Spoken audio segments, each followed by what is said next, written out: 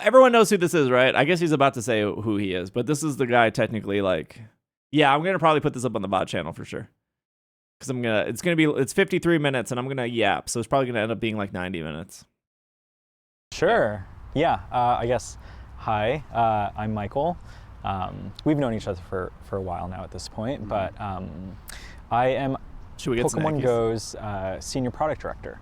And yeah, I've been on the team for 8 years. It's kind of weird to think about. It's a long time. And I It's started almost like off, the game is 8 years old. purely on the live event side, creating things like Go Fest. I don't know. Yes, this is true. Michael did not start off being like just in charge of everything. But he did move up really quickly. And I don't know how he moved up very quickly. Like I guess have you ever battled? No, Michael loves PvP. It's like his favorite thing ever. I've met Michael, I think 3 times. I met him in Seattle for that Go Fest, where we had like a group meeting like the day before Go Fest, and he like presented in front of everyone. That meeting was like super weird. Sorry, we're like 40 seconds in, and I'm already giving you my insight. Sometimes I don't know what I'm allowed to say or not allowed to say. Because you do sign NDAs for stuff like, if there's going to be, a new community day, and they tell us it like 4 days early. Obviously, I can't tell you guys what the community day is until it's like officially announced. But like we have meetings with Niantic, not regularly, but I've had 2 meetings with Niantic in the last week to like answer any questions or concerns about the Scopley thing. And I would say that like none of those meetings were particularly interesting. Like I didn't walk away from those being like, oh my gosh, you guys should feel very good about this deal. But we did have I don't know. I guess if I'm no longer in the Niantic program, it's because I told you guys too much. But we did have a really big meeting before the Seattle Go Fest, where there was, I don't know, like maybe 30 or 40 content creators. And Michael came in, and we asked Michael some questions. I don't even remember what we asked Michael questions for. I don't remember any of it because it was so long ago. But I do remember before Michael came in, they asked us what we thought was important in Pokemon Go. And I really don't remember anyone else's answers, but I do remember saying that I thought that character customization was really important, and I wish that character customization was better. And I also said I find it disappointing to spend $3 on a pair of pants that doesn't even work with the $2 shoes you bought, or like clips with like the $4 backpack you bought. And I thought that was really frustrating. And that's all I really remember is me complaining about clothes. And I think I probably said something along the lines of like, I would buy more clothes in Pokemon Go if they actually like worked and fit my character well, instead of just like clipping through everything. Yeah, and then I remember like near the end of the meeting, they almost did like some like sales pitch where they were like, these are our big markets, and these are how many people we hit, and this is how much influence we have, and we spent this much money on like a Team Rocket balloon to like go across Europe. And it was like, it would make sense if like any of us being content creators were like, I don't know, maybe like buying ads with them, but it was like, it almost felt like a disconnect of like, why are you telling us this? Like, we can't really do anything with this information. Like, yes, you spent X amount of dollars to have a Team Rocket balloon like fly around Europe, but what do you want us to do with that information? Like, we can't do anything with that. Like, yes, that's what you did, but you didn't. I don't know. It was like really weird. But that was my first time meeting Michael and a couple other like higher executive people.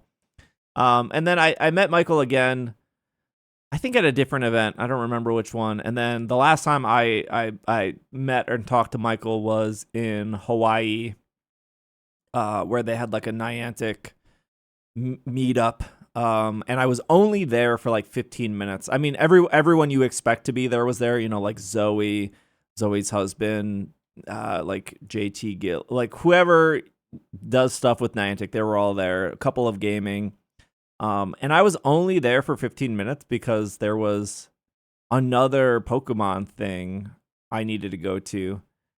So I went in. I said hi to Michael. I said hi to Mark. Mark's not in this video. And that was it. It's fine. He's nice. I will say that. Like I've never got like bad vibes or anything from him, but we'll see what he has to say here. Community day, things of that nature, and then over the course of my 8 years on the game, I've been able to take on additional responsibilities and whatnot, and so now my team pretty much is focused on creating everything that we call the live game. So that wait, how many cameras are here? How many cameras did Nick bring? Take place in the game. Like right now, there's the D-Max Chansey that just came out.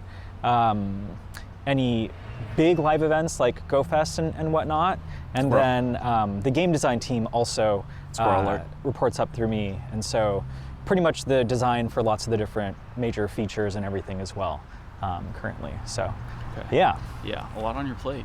It is, but it's been fun. Cool. I'm glad.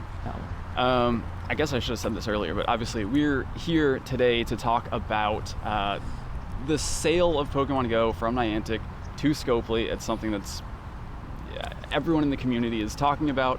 I'm so confused why this is just in a park. I would be so worried that the wind or like an ambulance or like anything would ruin the sound, and like there's just so much more control when you're inside a building.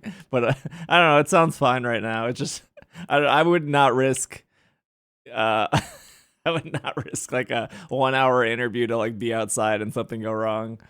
To know about, so Michael and the team reached out to ask if we could talk about this and just kind of hopefully share some information with the community, answer some questions. I took a lot of questions from you all, so hopefully we'll get to as many of them. I've also like thought about like asking if Michael could come on the podcast. They might have audio mixing for that, pop filters which protect wing blast. Yeah, but it's still like you don't have to worry about any of that when you're in like a sound tested room though. I've always thought about like asking some Niantic employees to come on the podcast, but I also feel like I don't want to give Niantic free PR, because I feel like a lot of these answers are going to be very PR answers, and I don't know. I guess we'll see, but especially in a park, yeah, the squirrel could take the camera. Those today as we can. So I guess I'll just start by asking, like, for a little bit more detail, clarity on the sale, the transaction, the what, the why. I guess, can we start with why? Like, yeah, sounds good. Behind it? Well, I mean, first and foremost, because John Hankey wanted another yacht. That's why. Foremost, definitely appreciative of you setting up time to chat about this. The main reason we reached out was, we saw lots of concern or, anxiety from players when this was announced, and at least from a lot of the stuff that I was reading, people were concerned about. I really feel like there's actually, those specific concerns are not anything that people should be worried about, and I wanted an opportunity to chat about it and hopefully assuage some of those concerns. But don't be concerned, yeah, chat. To answer the question Case of closed. Why, this is honestly something that's been in the works for a little while now, I would say. As you and you're telling me, oops, setting up time. You're telling me a $3.5 billion deal was in works for a while? That's not a why, sir. You're overreacting. Didn't you hear? They're pushing us to go outside. I don't think Niantic likes people coming to their studio. This is honestly something that's been in the works for a little while now, I would say. As you and many other players in the community, I'm sure, could tell even from an outsider's perspective, Niantic's always had a little bit of a like dual personality, I would say. You know, we've had one How dare you humanize this huge company. chunk of the team that was very focused on creating this mapping platform. You know, for a while it was mostly focused on augmented reality mapping. Now we've shifted a little bit more towards creating more of an AI geospatial map of the world. And that's been really critical for us ever since the inception of Niantic. And then we had another group that's focused on games, right? Creating Pokemon GO, Monster Hunter Now, Pikmin Bloom. Pikmin and, Bloom. You know, we really wanted that to work for I do like Pikmin Bloom. you know, as best as we could, and there was lots of overlap in terms of synergies, right? Of, you know, well, Pokemon GO and No, all the we're games not. that We make don't get are announcements about for that exploring usually the until world. Sundays. And you know, so that naturally made sense to build on this platform that was all about servicing those types of applications. But I will say, you know, it did lead to sometimes Geekman. either competing priorities, or I guess more regularly, like too many priorities for the team to really focus on. What do you mean he's a plant? He's been working for Niantic for 8 years. And lean into.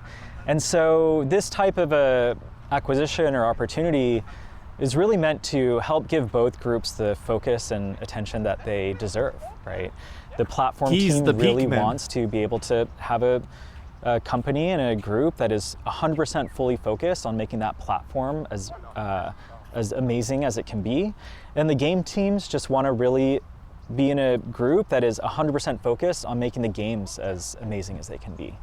But yeah, you know, I'll be honest, it's definitely a little bit bittersweet for me, right? Because like I mentioned, I've been at Niantic for so long. I really love John Hanke, our CEO. I think he's been one of the more inspirational leaders that I've had the fortune of working with.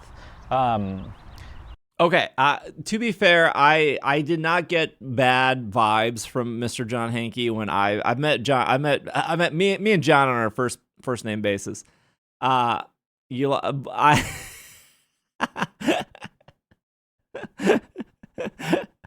Me and John go way back to the very first Go Fest. I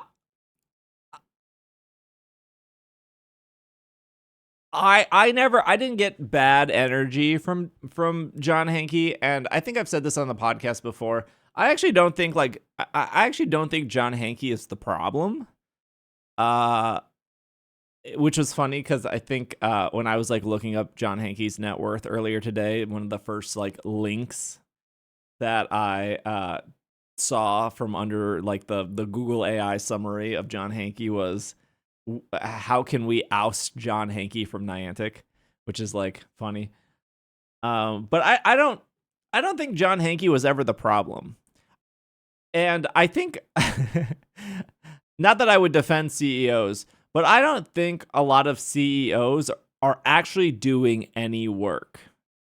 If they were to do work, maybe they would be the problem. But I always felt, especially in like the 9-to-5 companies I've worked for, I've always felt like it was easier to like talk to the CEO. And it was almost even easier to it was almost for me personally easier to like tell my vision to the CEO, and the CEO be like, yeah, that sounds awesome. And then what always happens, I think, in other companies, and specifically the companies I've worked for, is it was never the CEO that was a problem, because one, they were never there, and when they were there, they were like super friendly because they only work like 1 hour a week, and they were like really excited that you were excited. But it was always the people in the middle. It was always like your direct boss, who then the CEO was their direct boss, and those people always felt like the problem. Like they needed to like micromanage everything, and it was just like, well, I talked to the CEO, and he liked it. It's a very important 1 hour, and it's like I just talked to the CEO when he was here once a month, and he loved it. I'm like, what do you mean you don't want to go through with this? So like, I kind of do believe him, where like if he's saying that he really enjoyed working with John, I can get that impression. But how many, I guess the question I would have asked is like, well, how many people are between you and John? Because I'm gonna guess that those people are the people making it difficult. I'm a CEO apologist.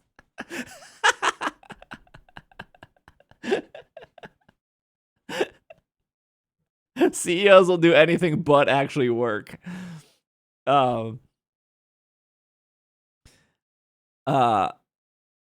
when I I sat next to John Hankey in Germany for 2 hours, 2.5 hours. That was probably the most work he's ever that was probably the most work he did all month, was sit with like 8 content creators and then answer questions. But I do think that, in terms of what's good for Pokemon Go, this is absolutely one of the best things that could be happening to the game. Okay, good. I mean, I definitely want to share the optimism. Yeah. I feel, like you said, in the past, throughout Pokemon Go's history, there have definitely been times where I've noticed those competing priorities. There's been features in the game that feel more like they were designed to collect geospatial data than to actually be like a fun game feature, like totally. Pokestop scanning comes to mind for me like that. Yeah, that's true.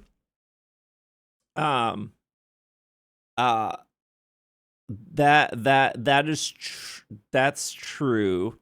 There is a reason behind the Pokestop scanning, though. So part of you get a poffin. So you do get a poffin sometimes. You don't like scanning your shoes for 30 seconds. Okay. This is gonna sound like I'm defending Niantic, but this was the point of it for those that didn't know. So Niantic's vision was to scan the world. If you want to think of the mapping software of Pokemon Go, the best way I can explain it is like Wikipedia, but for maps. And that's really what like Wayfair and all that stuff is. Whereas like in order for Google or Apple to map everything, they need to like drive a car with 1 million cameras on said car. And that's how they map. And like Niantic can map, the middle of nowhere because one person lives there and they end up playing Pokemon Go. But part of the reason of the Pokestop scanning, I've seen that car. Oh, there's an ad right now. Part of the reason why that scanning existed and what was told to me was so.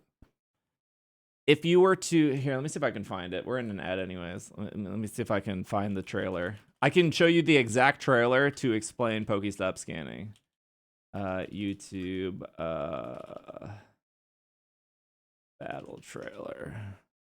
Because there's like a park in LA that they filmed at. Or that was this 6 years ago? Okay, I can't find it. I think this is the closest I can get to it. So the whole point of the Pokestop scanning was pretty much this. Is this even HD?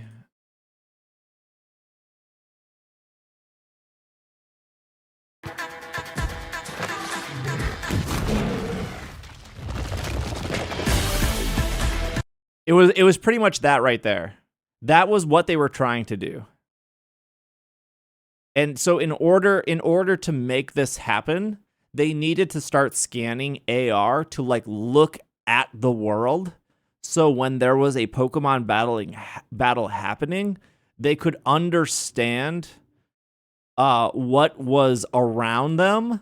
So instead of the battle just being that like grass, like you're on the grass with the like trees behind you and the blue sky and stuff, they wanted it where when you were battling through AR and the environment would respond to the Pokemon battle in real time.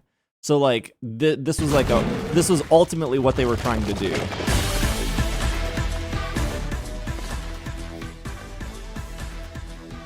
But they never like came out and just like said that.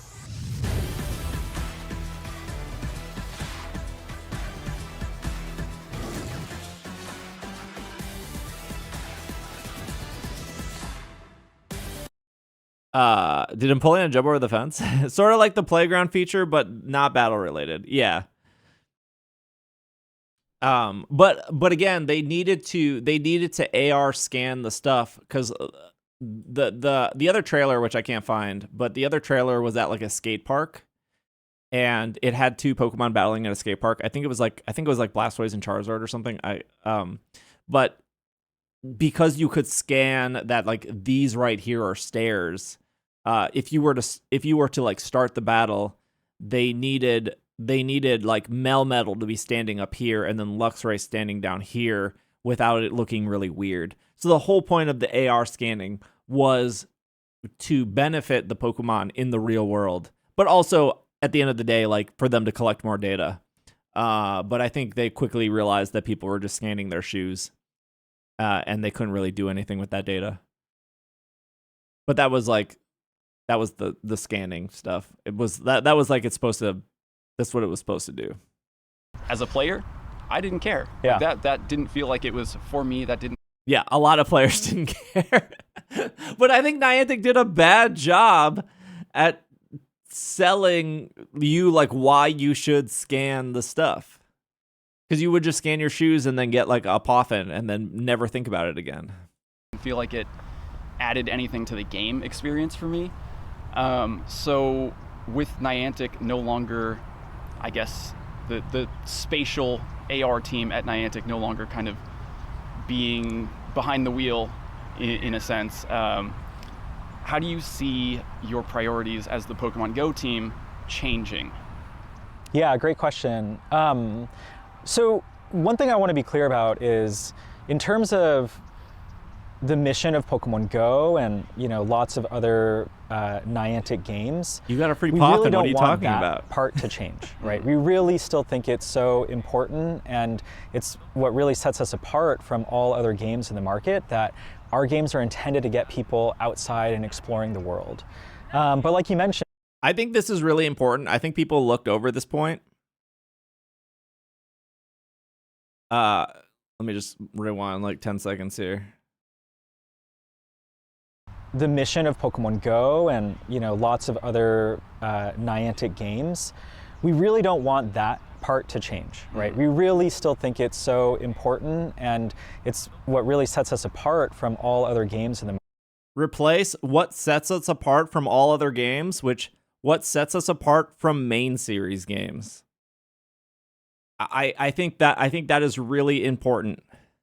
I think the Pokemon company they want Pokemon Go to not be a game where you sit in your house and play it. And a lot of people will say, like, Niantic wants us to go outside. Niantic wants us to do this. Niantic doesn't like remote raid passes. Replace Niantic with the Pokemon company, and you will get a very... You will start to understand, when we get later on in this video, why that is clearer than ever. The Pokemon company wants to sell you games that you can play inside your house. They want you to play Pokemon Go outside your house. They want you to play Pokemon Sleep when you are sleeping, and they want that to be the first app you check in the morning. They want you to check Pokemon TCG Pocket twice a day and eventually give them money. They need their games to be different enough. If you could fully play Pokemon Go in your house, you would be less likely to buy a main series game. So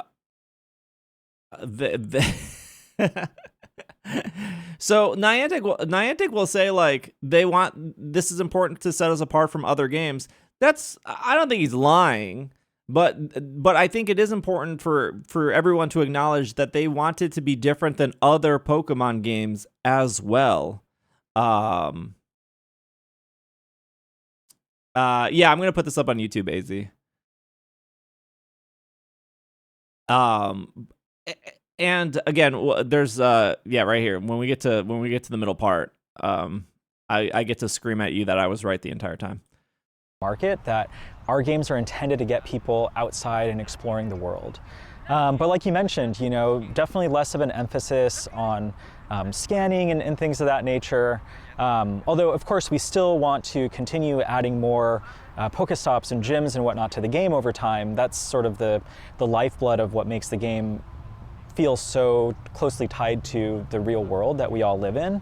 But yeah, I would say definitely more of a focus on how do we build this community and make it as, you know, large as possible and bring as many people in and have everybody be excited about the game and the future of the game as we can.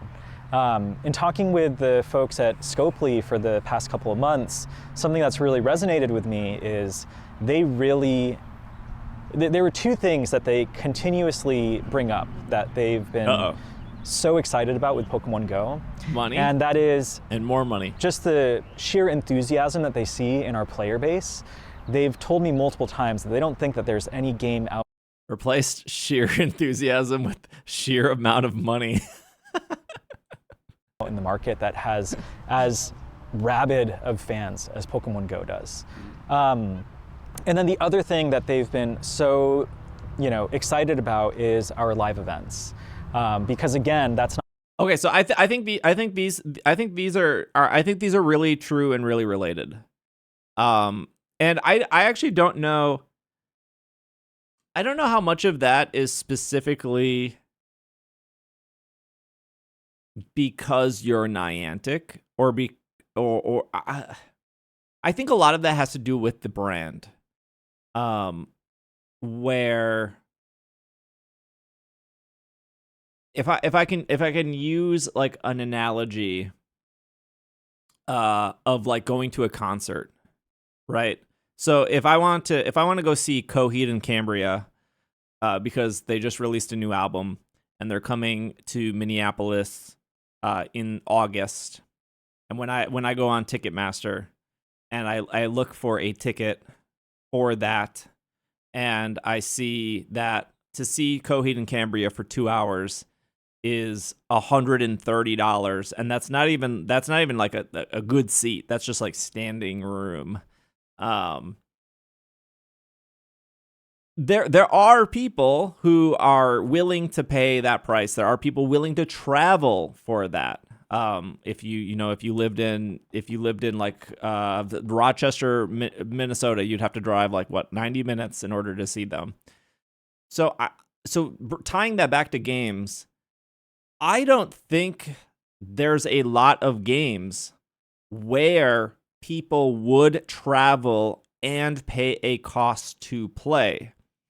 There are bands or musicians that people will pay any cost and travel any distance to go see. Taylor Swift is probably one of those people, you know, Blink-182, Green Day, these huge like artists that people will travel, get flights, get hotels, pay the cost for just like 2-3 hours of music.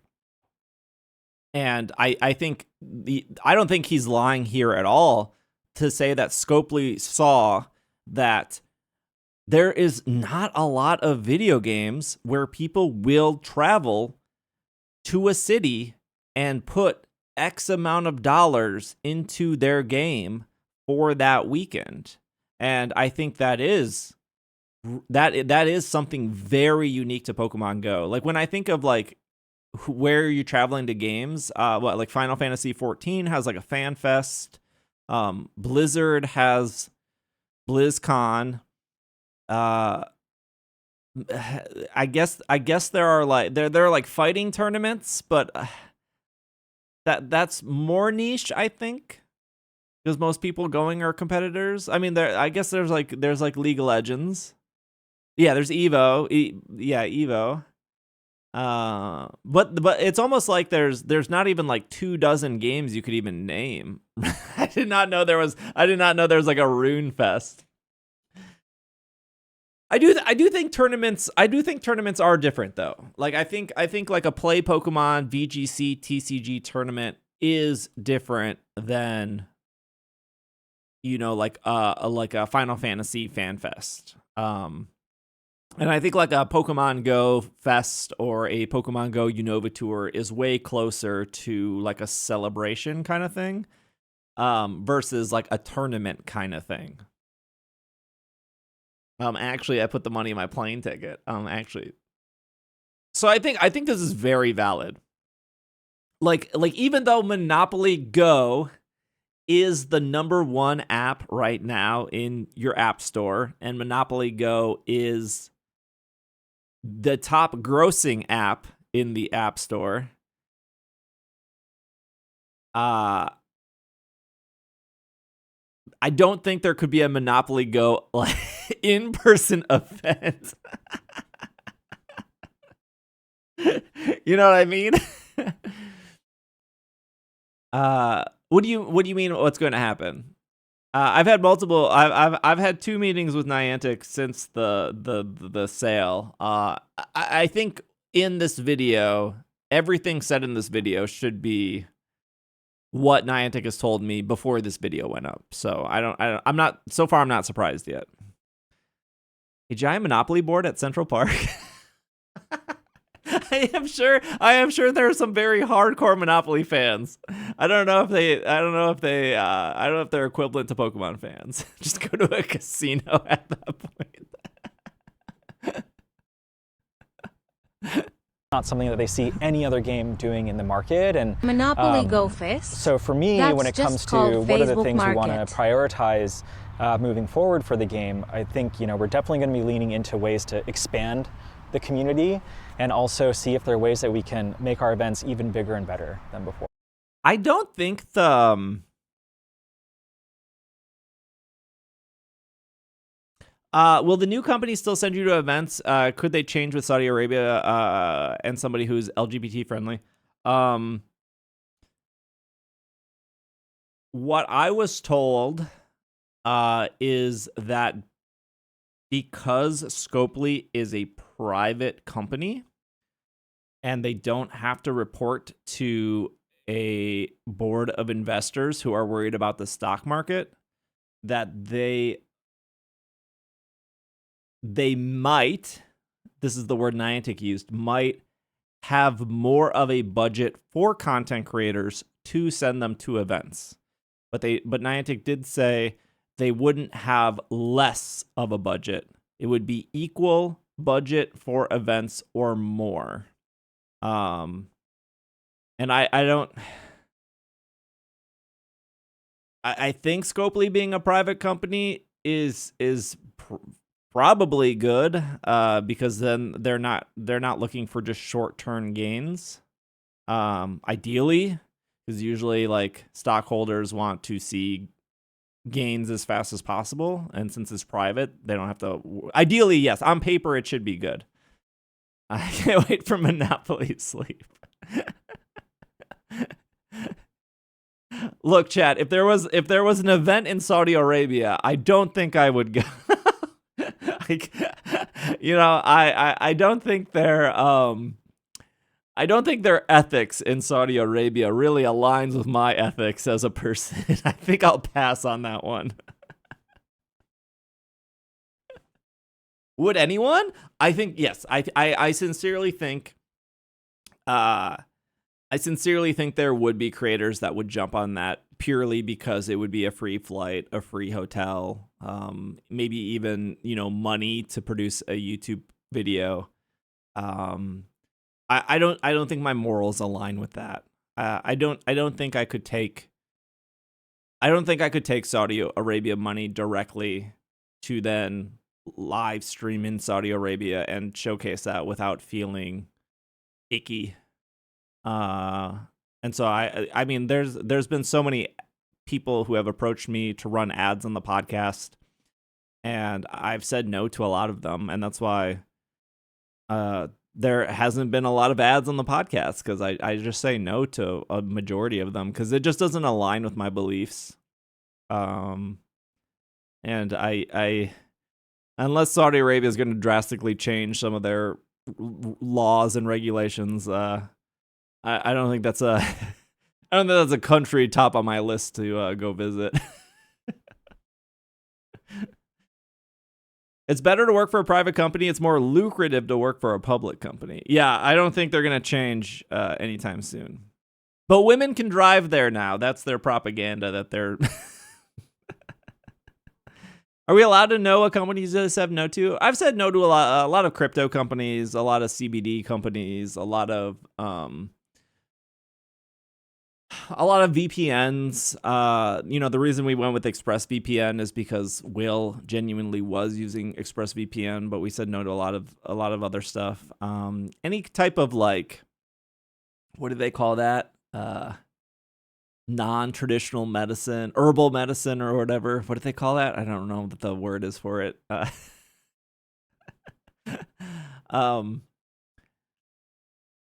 said no to a lot of that. Yeah, but yeah, snake oil. No, League of Legends has never approached me.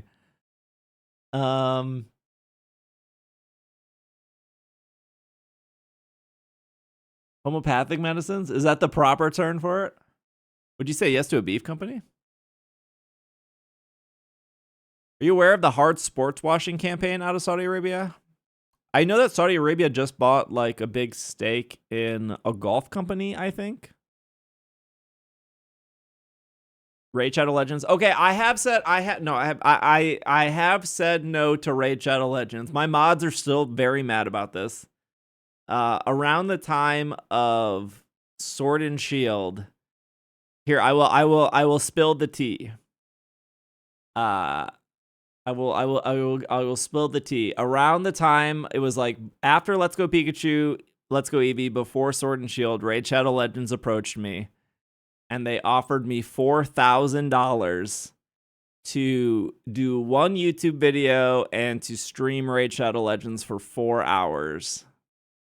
And I didn't want to do that to you guys, so I said no to it. But that was the most they ever offered me. Was $4,000 for 2 hours of work. And I explanation point raid. I think if they were to approach me now, they probably wouldn't even offer. I next time say yes, I'd taken it. Thank you, but you should have taken it. I should have. I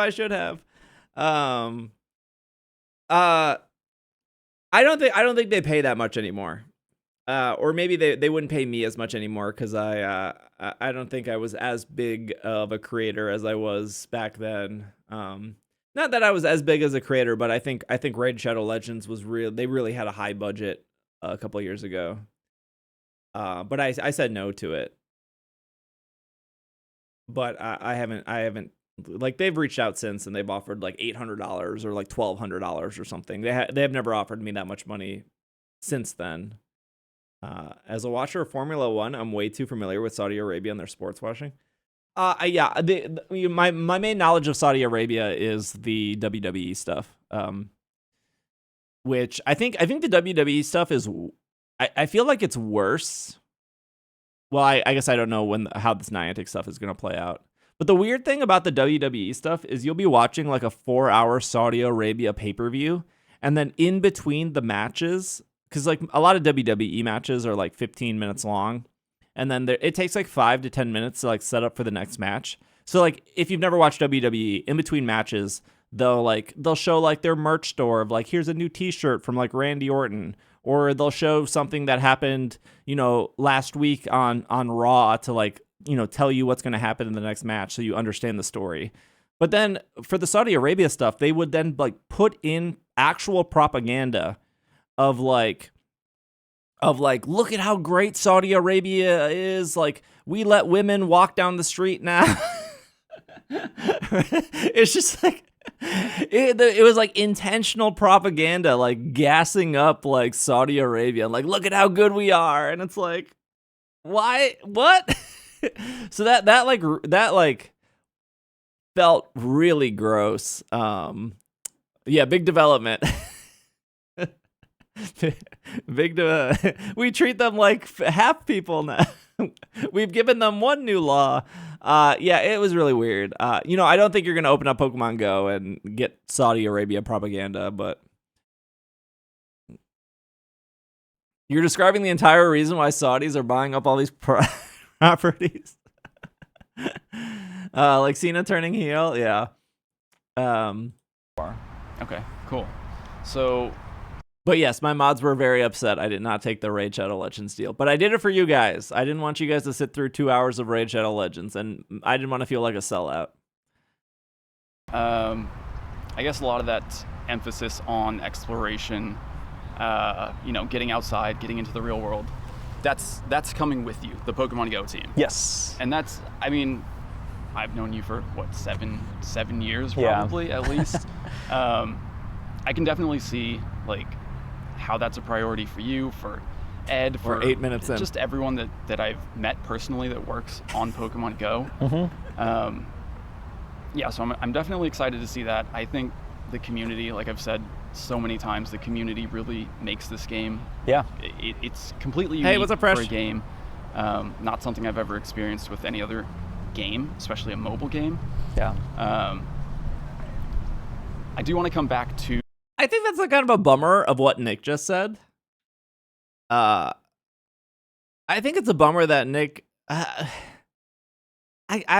guess I understand, but like for Nick to say like I've never experienced this sense of community with another game, like I can think of so many games where I feel like I just have a big sense of community. Like Monster Hunter comes to mind, Destiny, Final Fantasy 14, World of Warcraft, even before Pokemon Go.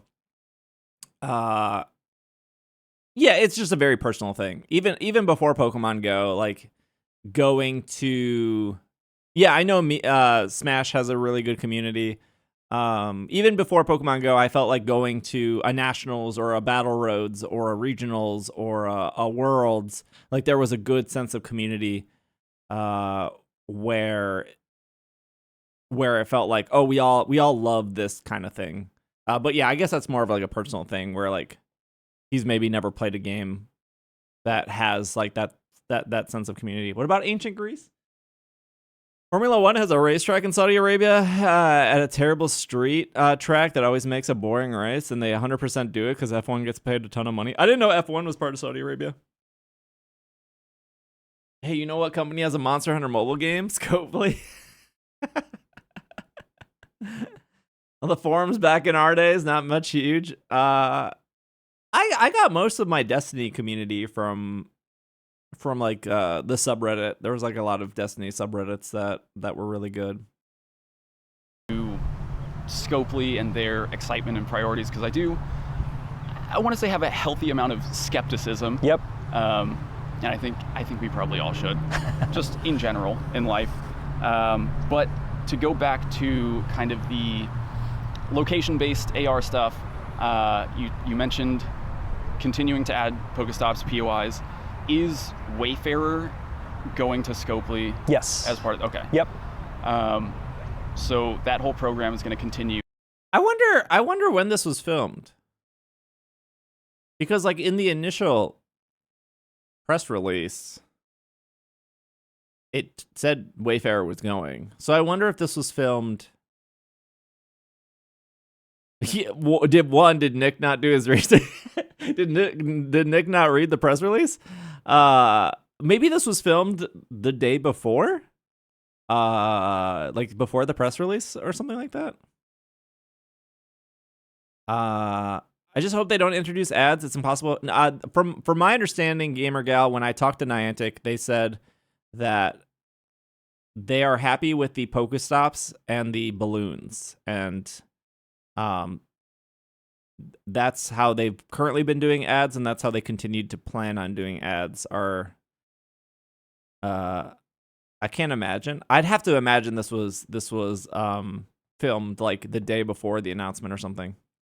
Hey, what's up, Sean? Kind of, I guess, as usual. As usual. Continue to submit Pokestops and... Totally. Yeah, I mean, we actually...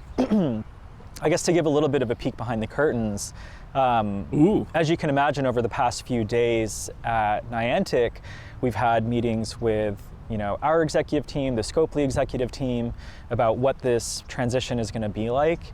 And the word that has continued to be repeated from both groups is continuity. What's the buzzword? It's super critical for us that everything that goes into making our games as amazing as they are continues forward, and that there's no gap in the sort of the needs that each of the different departments have to make that happen. So that includes Wayfair. And who's this guy? This is the, I don't remember his exact title. He's ultimately the main game director. Is ultimately he's like the person in charge. No, he's not Saudi. He's not. No, he's not a Saudi king. No, he's worked for Niantic for 8 years.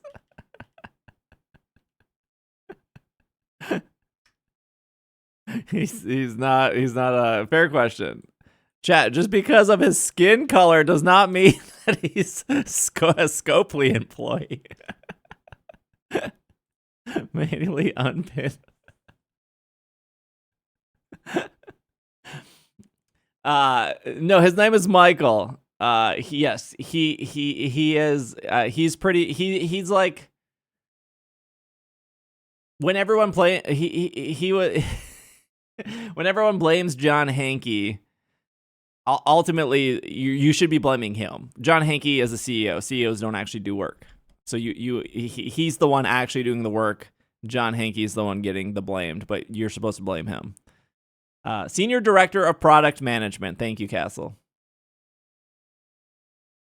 No, he will be a Scopely employee once the deal is finalized. All of the different platform or I also don't think Saudi Arabia... Does Saudi Arabia have kings? I know they have princes, because the prince... I think they have multiple princes, because I know one prince loves WWE, and that's why WWE is there. Maybe another prince loves F1. I don't know. I don't know the hierarchy over at Saudi Arabia. Or like data security aspects, or player support pieces that are needed to run Pokemon Go. They do have king. Okay. Now and Pikmin Bloom. So all of that's coming along with Scopely. Okay. Pikmin. As far as because it's a kingdom. Niantic and who's coming with Pokemon Go, like how far up the chain does this go? Is okay? Ed This is a good question. At the top. Ed's at the top. Okay. Yep. Yeah. So, but to be fair, Ed has been leading Pokemon Go for the past couple of years now. He's my boss, if you didn't know that. Oh, there we go. Okay. So yeah, he's going to be leading the charge. Ed was the one that wrote the press release. Sort of reporting directly to the one of the Scopely co-CEOs, essentially. Okay. But yeah, he'll be leading the entire organization, just as he has been for the past 2 years and change. Okay.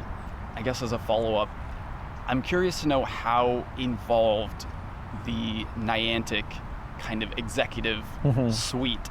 Trash King works for Pokemon, not for Niantic. So this is the guy. This is the reason my shiny Galarian Articuno wasn't a guaranteed to catch. Yes. Scopely has 2 CEOs. Wait, what? I see no squirrels on stream. Has been involved in in Pokemon Go. In the day-to-day, I'm sure John Hankey's not.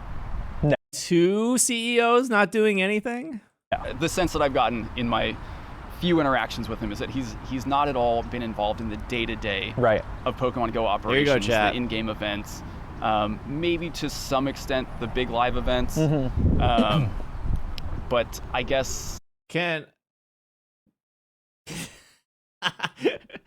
speaking of CEOs at live events, hold on. This is my video, by the way.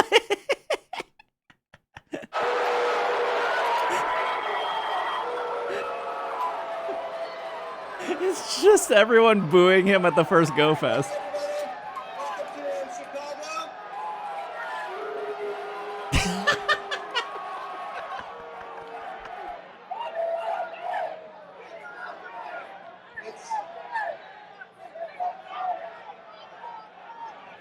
I don't know how I only uploaded a minute because I had the worst internet in the entire world. But they all started chanting "fix the game." Hold on. Did they boo this part? Niantic team working against this, so please with us, okay? Yeah. It's nothing too exciting. You can barely hear it. I had a pretty like real basic camera at the time. That was 8 years ago. That was Mr. John Hankey. Yeah, that was Mr. John Hankey. In guiding the direction of the game, Yeah. the decisions that the design team is making. Yeah. So I think this is one of the big, threads that I've seen online in the wake of this announcement are people wondering that exact question. And to be honest with you, that's actually one of the things that had me Been involved in the day-to-day right. of Pokemon GO Oh, John operations, Hankey. the in-game events, maybe to some extent the big live events. But I guess how do you see Scopley being the same, different as far as their involvement in Scopley's guiding involvement. the direction of the game, Yeah. the decisions that the design team is making? Yeah. So I think this is one of the big, threads that I've seen online in the wake of this announcement are people wondering that exact question. And to be honest with you, that's actually one of the things that had me feeling as comfortable as I am about this acquisition.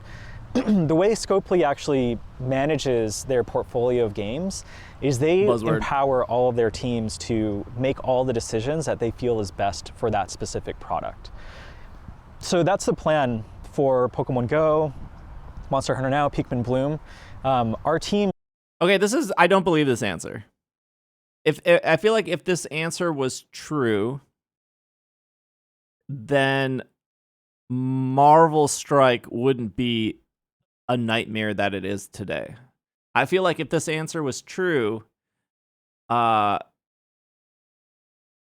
people would not feel like Marvel Strike was terrible. They wouldn't feel like Star Trek. I don't remember the subtitle of the Star Trek game. Star Trek went the same way. People are happy with Monopoly. Hey, what's up, D-Berg? People are happy with Monopoly. Did Scopely destroy Marvel, or did devs lose focus? As somebody who's never played the game, I can't speak to that directly, but the subreddit seemed very clear that it was a day and night difference when Scopely took over Marvel Strike.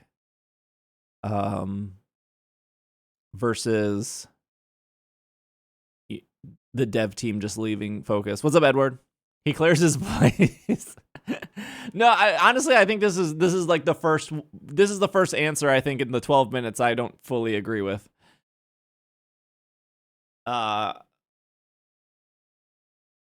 Marvel Strike was an acquisition, Star Trek was an acquisition, Monopoly, I think everything was an acquisition. I don't know if anything on Scopely was made in-house. I think they were all purchased.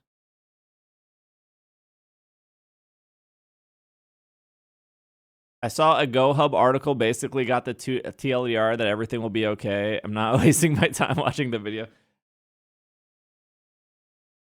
I think one, I wanted to watch this video because I thought it would be fun to do with you guys. Two, is I have more insight than a lot of other people in this space. Three,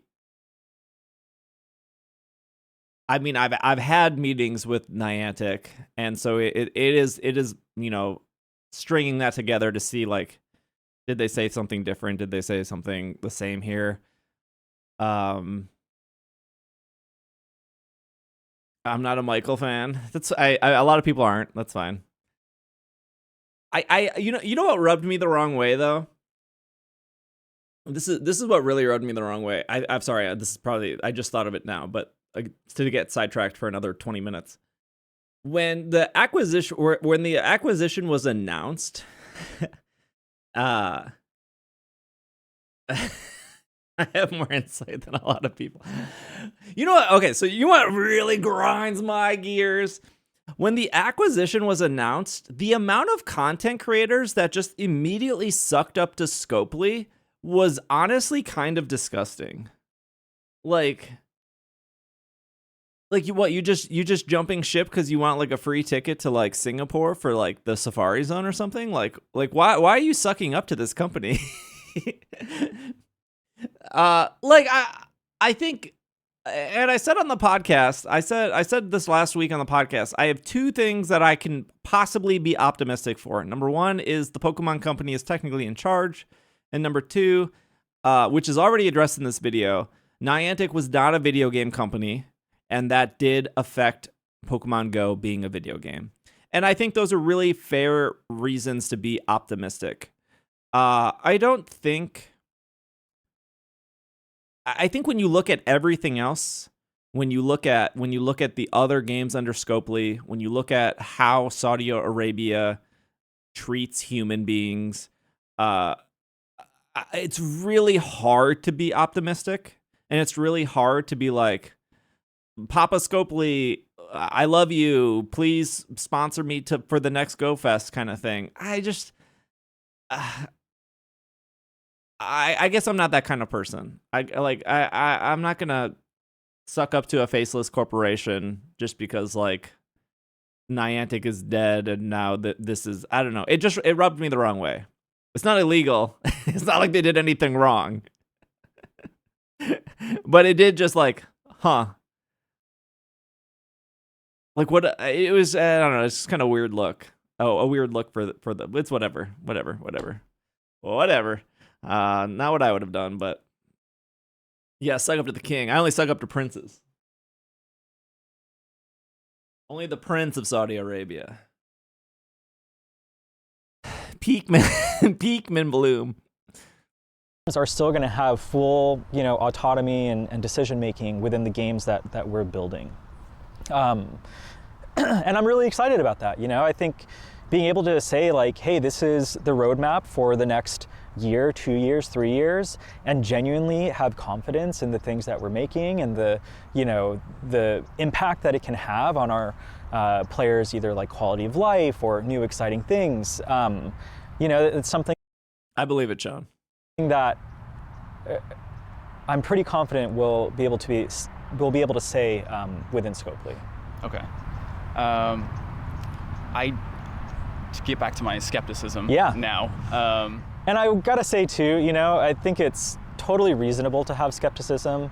This type of thing can cause lots of, confusion, fears, and I think that's super natural. And to an extent, the thing about like buyouts and mergers and whatever is the thing that actually costs a lot of money is just paying your employees.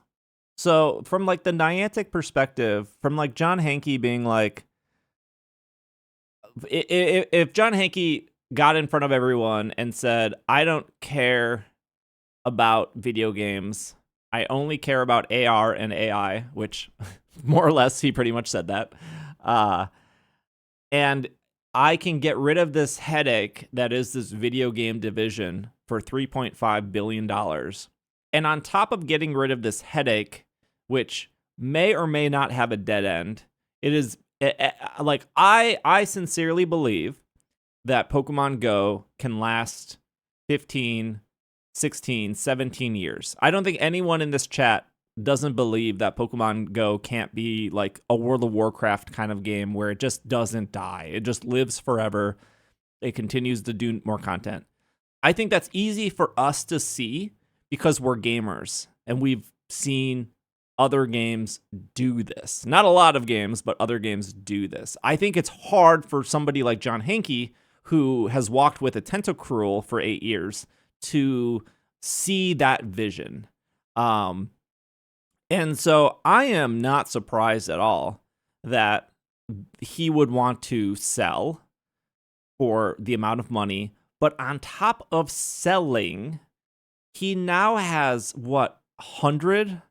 a couple hundred employees that he no longer has to pay, which makes him more money too, right? Like he doesn't have to worry about the benefits. He doesn't have to worry about insurance. He doesn't have to worry about maternity leave. He doesn't have to worry about all of those salaries. They're just off his plate now. that issue is now gone. But I can definitely see Scopely, the first thing that could happen if they actually do want to milk Pokemon Go for money would be to cut the team. Now, I don't expect them to cut the team this year. But that's like that. Hiring people or paying people is just really, really expensive. Paying somebody a salary is expensive, and it's a very easy thing to cut. Hello, Litton. So I don't love this answer. And there's probably nothing that I can even say today that will, Sure. completely remove any skepticism that people have. So I think that's the true. big takeaway is. I think this is very true. I don't think there's really anything he could say to make anyone in chat feel better. I believe that. I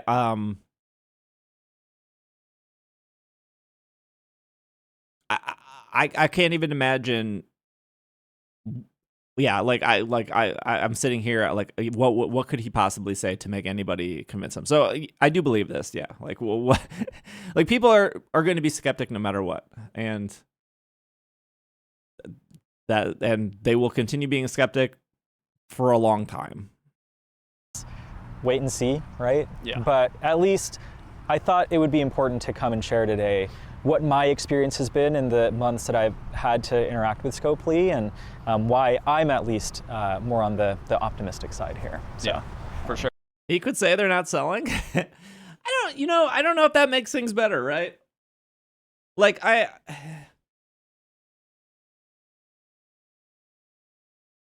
I think the buyer is bad, right? Like I don't think there's any debate about that. I think so there's a couple ways to think about this. One is like Niantic does not have a great track record. They forget to turn on shinies. Events are still broken. They removed features that you guys care about. They added stuff that you didn't care about, right? So there is validity in being like, we want somebody else to take over this game. And so that in itself is exciting of like, oh, somebody else is going to take over. Now, that kind of gets ruined when you find out, oh, the buyer is ultimately Saudi Arabia, and Saudi Arabia is not great. But then it gets more complicated on top of that, because it's like, okay, somebody else is taking over the game, but it's the same team. And I don't think John Hankey is the one forgetting to turn on Shiny Clauncher before the event, right? There's probably some person getting paid $60,000 a year who forgot to turn on Shiny Clauncher, and they're moving over to Scopley now. So that would still ultimately be a problem. You know what I mean? Like, I don't think any of the executives are the ones to blame for like a shiny accidentally being turned off, or the bonuses not being turned on, or for Chansey having a smaller circle. That is, I don't want to say that's like low level development. That's not fair to those people. Accidents happen, people forget.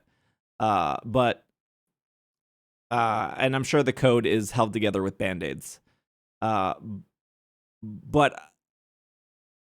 whoever Michael and Ed are reporting to, that in itself could change a lot of things. But also you have the Pokemon company who's involved, which we're going to get to. Sure. I mean, I think, the point that I was going to try to get to is I trust you, I trust Ed, I trust Brandon, Kestrel, like everyone that I've met that works on Pokemon Go. I mean, I trust them as people. Mm-hmm. I believe that you all care about the game and really want to make the best game possible, the best player experience possible. No worries, D-Berg. But I feel like we're just a little too deep in capitalism for me to have that same amount of trust for a company, for a business, especially. I think that's true. I agree with Nick. The people I have met and sat down with and talked to, I've said this on the podcast, I do believe they genuinely care about the game. Like all the people he just named are people I've also like met and talked to. I actually never met Ed, but the other people he mentioned I've met and talked to. I do believe they care about the game. But that doesn't mean the people they report to have the same vision as them. One whose motive at the end of the day is profit. It's no secret that Scopley is owned by Savvy, which is a division of the Saudi Arabian Public Investment Fund. Yeah. A fund whose purpose is to increase revenue. No, I met John diversify Hankey. the Saudis' assets. Yeah. So at the end of the day, I would assume that to some extent, financial profit is a motive for the acquisition of Pokemon Go. How do you see that playing out for Scopely? How do you see Maybe I've met Ed. I don't think so. the future of monetization in the game? I mean, I'm sure one of your goals has to be to make money for the company. Oh, of course. That owns Pokemon Go. How do you see that playing out? Yeah. Let me Uno reversal that for you. So I think you're absolutely right. There's no way. Let me reverse that on you. How do you make money, Mr. YouTuber? That Scopely or anybody would acquire a company, a business like Pokemon Go, unless there was a legitimate path, or they saw that that was something that could be financially viable for them. Scopely already sees Pokemon Go as something that is very, very, financially viable as it is currently being operated. And some of the things that they've shared with us is they've been really intrigued and, impressed by the way that we monetize relative to other games in the space, not even just their own portfolio, but just generally speaking. And it's something that I've always been incredibly proud of is the fact that Pokemon Go is, truly free to play, right? Yes. I agree. I will stand by this, and I know a lot of Pokemon Go fans will talk about how money grabby or how many tickets there are in Pokemon Go.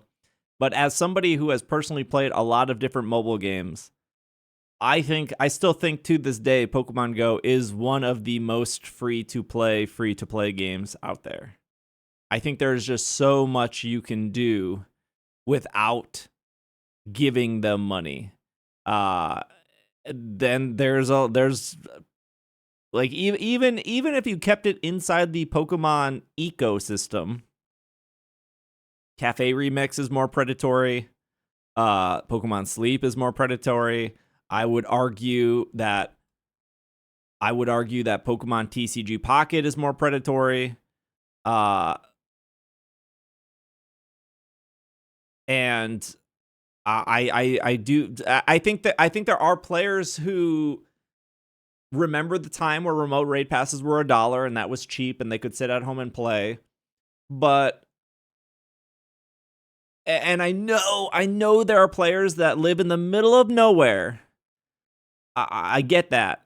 But if you lived in like a big city like me, or like millions of other people who live in a big city like New York or Boston or Orlando or LA or San Diego,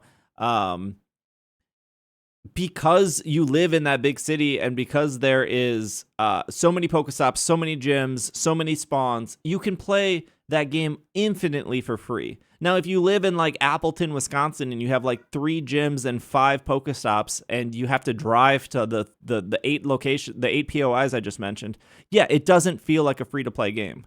But that's not specifically Niantic's fault. It's also not Niantic's fault if you download an app that would similar to grinding meat, and you download that app and you're like, man, there's not a lot of cows in this area for me to butcher in my meat grinding app, but if I move to the city, there are way more cows here that I can interact with. That's just like, you live in the middle of nowhere. That's not the app's fault that you live in the middle of nowhere. That's kind of your fault. What made you come up with that analogy? Where are all the cows? But that's true for like any that's true for like any dating app. Here, let me just metaphor seems targeted. Any Oilers here?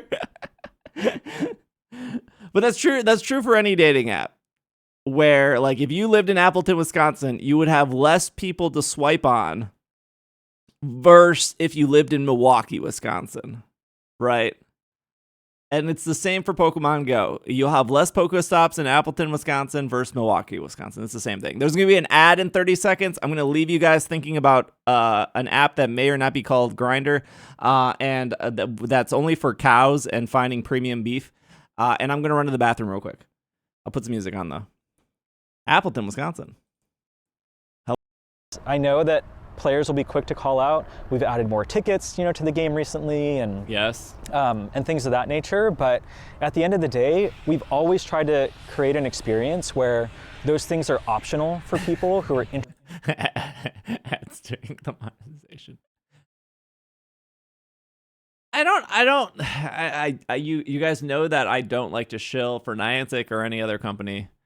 But I really don't get what people's obsession with the paid tickets are, because they're so ignorable. It's just so easy to ignore. It kind of reminds me of the people that are like, there's a $40 skin in Pokemon Unite. Isn't that crazy? I guess just don't buy it then. Like it just doesn't bother me. Like somebody will buy it and that's fine. But like if I know I'm going out, like to me like $2 isn't that big of a deal. Maybe that's like my privilege talking. Maybe, I understand that money is tight for some people and they can't afford $2. I get that. But like if the ticket seems interesting or seems like I would benefit it, like the $2 to me is not that big of a deal because I'm going to go out and play anyways. I want to optimize my play. $2 is like way cheaper than a movie. It's cheaper than a McDouble at McDonald's. It's cheaper than riding a scooter for 10 minutes in LA. Like I really don't think it's that big of a deal. They should do a true battle pass. I think so too. But there's just so many tickets I just straight up skip. I just don't. I think maybe that's a gamer thing. I feel like some gamers feel like, not the scooter price. I feel like some gamers feel like they're all or nothing. Like they have to. Hello, wise girl. They have to. The $15 tickets are. Yeah, I guess that's a different conversation. I was talking about the $2 tickets that they do every weekend. Because I think I skipped most of them, except I think the Clauncher one. The Clauncher one was the one I cared about. Because I don't have Shiny Clauncher, but what was last week? I don't remember what last week was. Archon, I didn't care about Archon.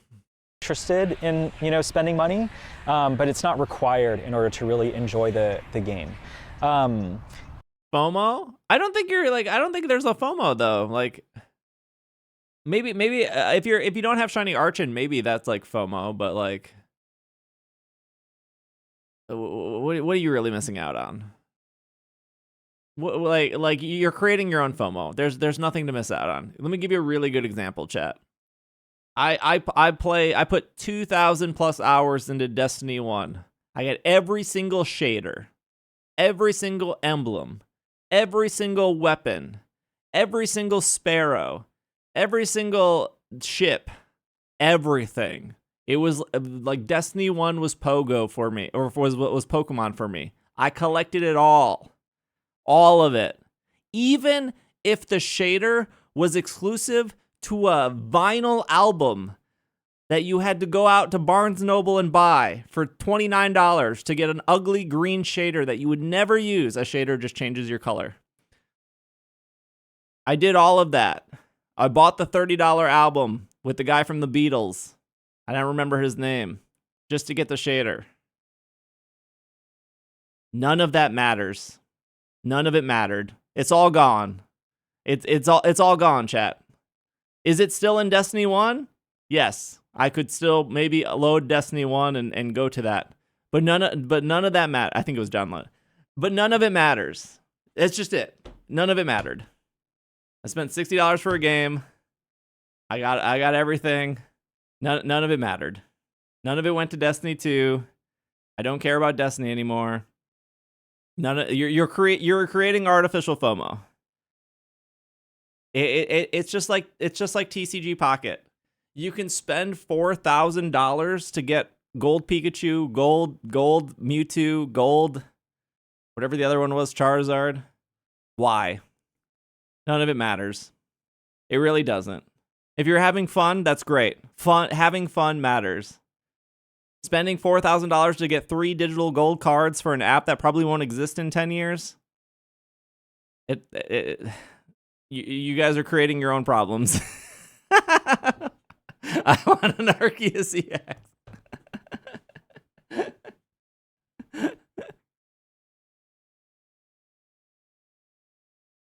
D2 could absolutely charge for more vault space and people would buy it. I would have bought it if I still played.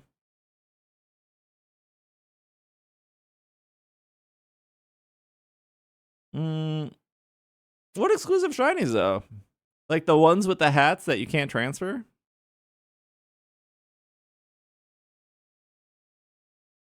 Pokemon Go is very gotcha. What if you spent $4,000 instead?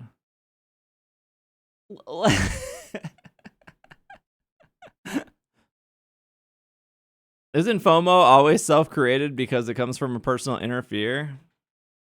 Yeah, I mean, like I did have FOMO initially with Pocket, especially with the promo cards.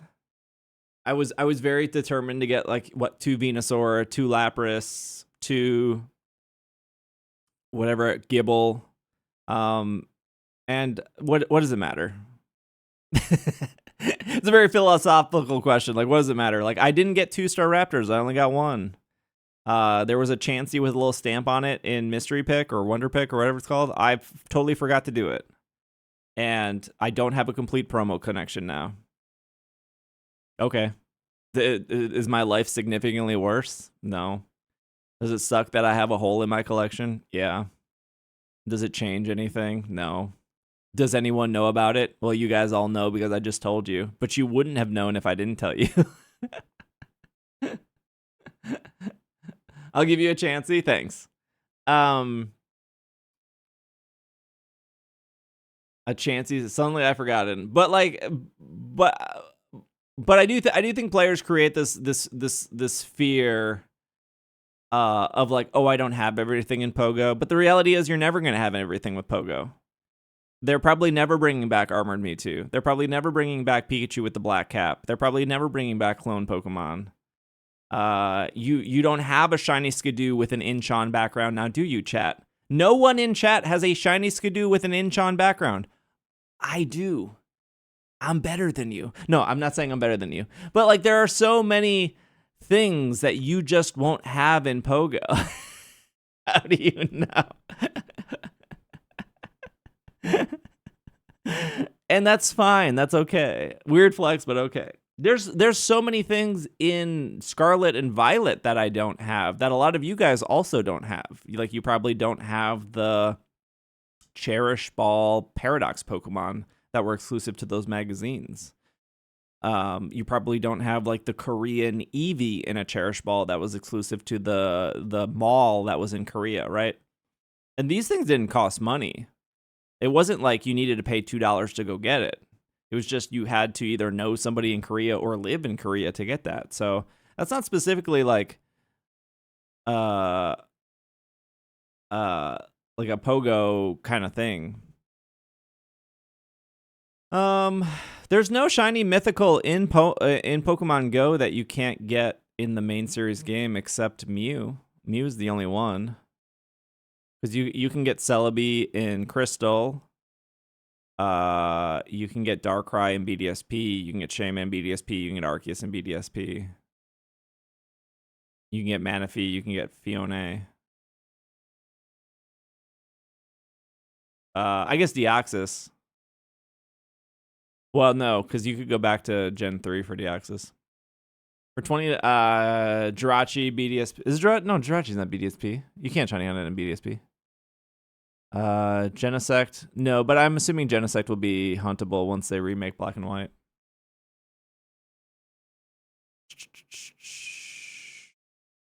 Yeah, not shiny. Yeah, you can get Jirachi and BDSP. Yeah, not shiny. But Pokemon's been really good with unlocks. I wouldn't worry too much. Taz, I think Pokemon's been really good at slowly unlocking things, especially this last like 6 months. And so we really do have a winning formula here that's unique in the industry. And what we see is we actually have more people in our game that are willing to spend a little bit of money in Pokemon Go, versus how lots of other games operate where there's actually less of the total player base, but spending more money essentially, right? Yeah, I do really believe this. I think when people think of like the remote raids, they think of Rare Bird. Thank you for 61.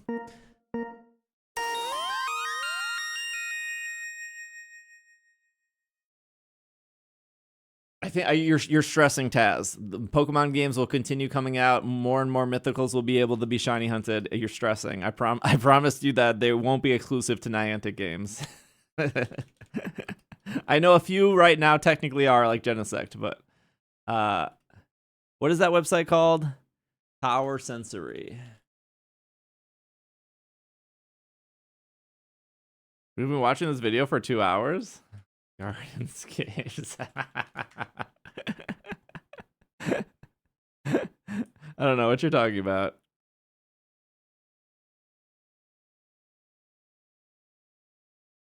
All right, well, we're gonna have to go this way. That's fine. Can we get a pie on the grab? Okay. I'm gonna compare two games right here. I'm gonna compare Pokemon Go.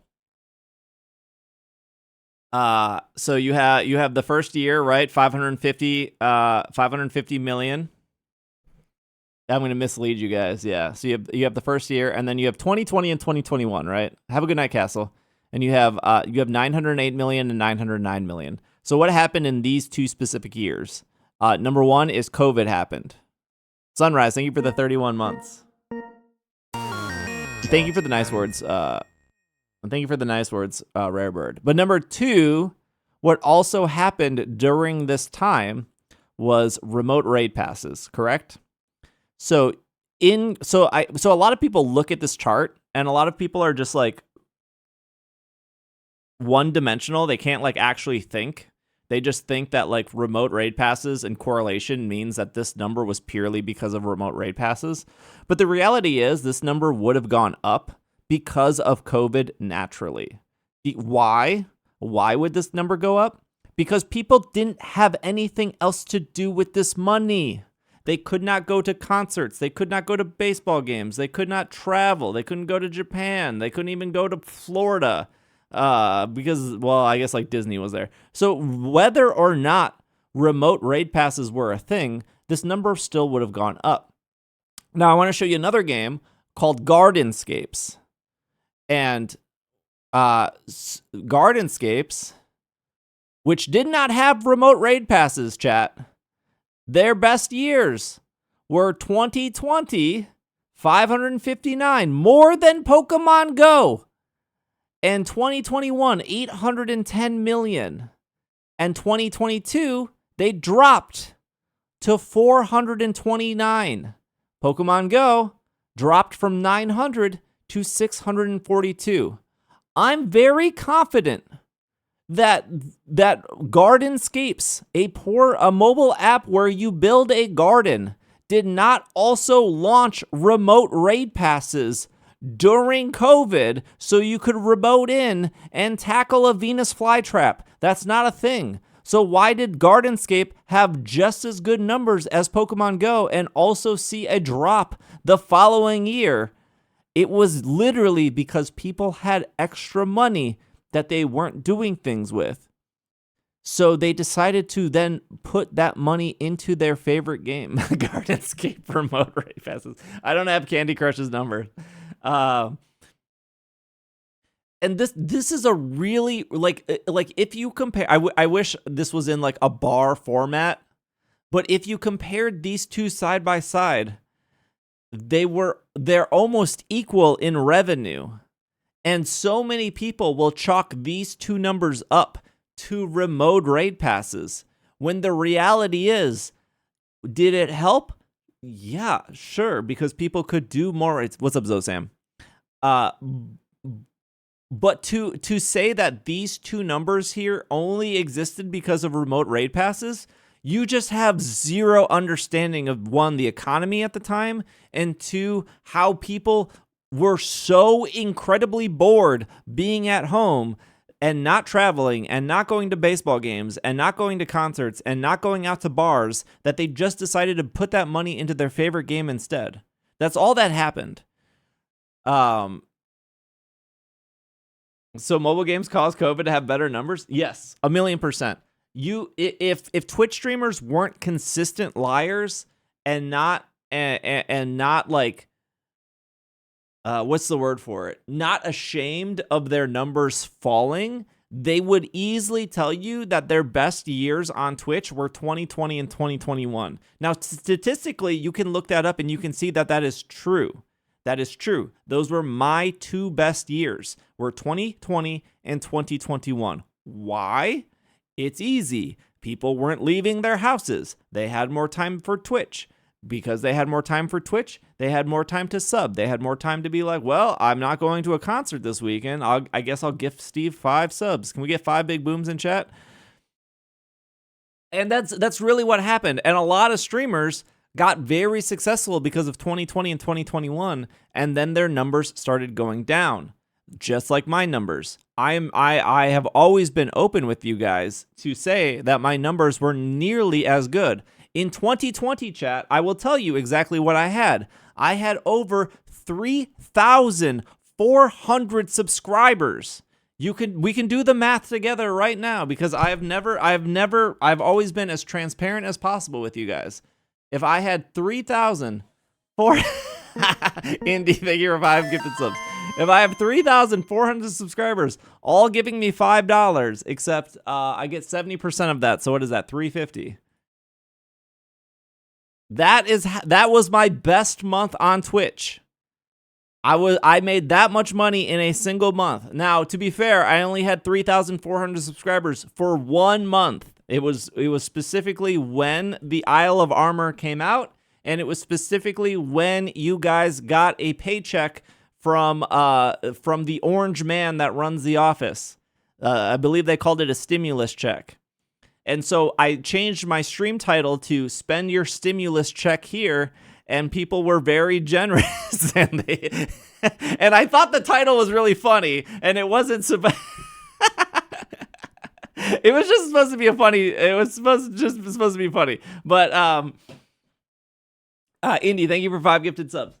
But this was what happened to me in 2020, is I had the most amount of subs ever. Now I only have currently I have 1,100 subs. So that means that would be, ideally it would be about $3,500 from subscribers. Obviously I have to pay taxes on that and everything. But I have 1,000 subs now. That is 1/3 the subs I had during the Isle of Armor. I don't think I will ever get back to 3,000 subs. I don't think I will. It would be very nice, but the reason I'm telling you this, chat, okay, I now have 1,006 subs. Yes, okay.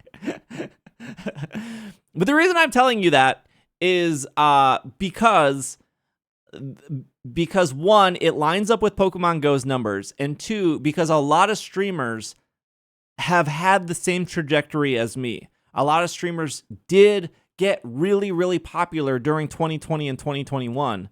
And now their numbers dropped, just like Pokemon Go's numbers dropped, just like my numbers dropped, just like Gardenscape's numbers dropped, just like a bunch of other stuff, right? A bunch of other stuff dropped because people were now using their money to do other things. And that's totally fair. I think you guys should leave the house. I think you guys should travel. I think you guys should go to events. I would be very worried if you were just watching Twitch all day. I don't think that's super healthy. If we all give 13 subs.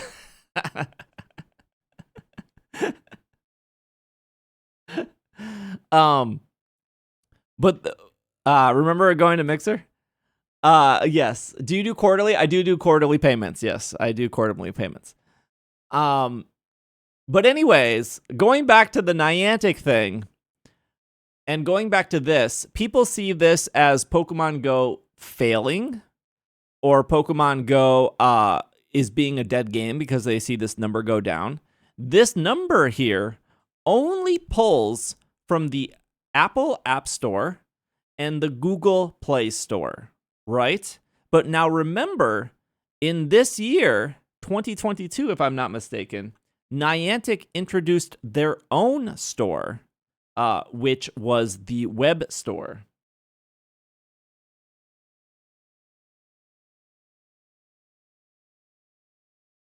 And so here in the web store, hello, Winslow. You need it more than I do. In the web store, all of these transactions are not accounted for on this chart, on these charts. And we know that people, especially the hardcore people, moved over to the web store because they get more bang for their buck. Now, it's not a lot of bang for your buck, but two things happen. One, you as the consumer get more Pokecoins here. And two, Niantic does not have to give Apple or Google 30% of this income. So if you buy this 1,500 Pokecoins in the app, Niantic is only getting $70, and then whatever that's like, who knows what the split is after $70? Who knows how much Pokemon Go or how much Niantic keeps? Who knows how much Pokemon keeps? All that stuff, right? So not only are they making 30% more money, but you as a consumer are getting more coins for your value. Not a lot of coins, to be fair. Not a lot of coins, but you are getting more coins than you would inside the app. So to say that Pokemon Go is dying because they got rid of remote raid passes is just fundamentally wrong. Again, Gardenscapes had the same trajectory. Me on Twitch had the same trajectory. Tons of other games had the same trajectory. And Gardenscapes is the best example because not only did they do better in 2020 than Pokemon Go, their game does not involve going outside. They didn't need remote raid passes. So I think that people say that the whole reason that this number specifically dropped was purely because of remote raid passes. That is the fundamental belief that people think that Pokemon Go is dying because of remote raid passes. But the reality is that while remote raid passes did work for specific hardcore people that were doing 10, 20, 30 raids a day, I think it was smart. I'm not defending Niantic, but I think it was smart for Niantic to say, not everyone who is hardcore cares about raids or wants to remote raid. So we know that people are willing to spend money, and we know people want to put $2 or $3 in and feel some value. So by changing their model to ticketed events, they can reach more people than just saying we're going all in on remote raids. And there are probably very smart people at both the Pokemon Company and Niantic to then say, if we put a 5 limit cap on it, we're actually not losing as much money as people think we are. And even, I've said this before, even if they kept the remote raid pass the same, right? It was 99 cents. There was no limit for it. That doesn't mean these tickets wouldn't still exist. Even if they didn't nerf the remote raid passes, they would have still introduced these other ways to make money because you just can't make money the same way forever. Different players come in, different players want different things, different players are willing to spend their money on different things. And so you want to introduce new ways for customers to give you money. Whether or not the remote raid passes were the majority of this, which, again, I sincerely doubt. I think the Gardenscapes proves my example. But anyways. And that's something that we want to continue this is what he's talking about with like the $2 tickets. That took me 30 minutes to explain. To maintain forever. And it's been a winning strategy for us, and hopefully that's something that our players appreciate. Would I leave the cast if Papa Pikachu offered you a job? No. I don't think I could work for I don't think I could work for somebody. Hello, Murphy. Trey, thank you for 5 gifted, and Indy, thank you for 5 gifted, and Sunrise, thank you for the Twitch Prime, and Rarebird, thank you for the resub. I don't know. I don't know if I would want. I don't know if I want a boss. I'm very privileged to be in the position I'm in. I have 1,006 subscribers right now. It's more than last month. Last month I only had like 800 subscribers. Shade as well. And again, you know, in my conversations with the folks at Scopely, there's been no desire whatsoever to change that for the game. It'd be a different case if we weren't, you know, profitable or anything like that, and we probably wouldn't even be in this position, you know, to be acquired. But yeah, it's already a very successful business, and by Scopely's own admission, you know, they'd be fools to try to change any of that. But yeah, and I don't think he's lying here. I think it's true that Pokemon Go is very successful, even though people look at this and they go, your game is dying. I just proved how they are wrong. We don't know how much the web store actually brings in.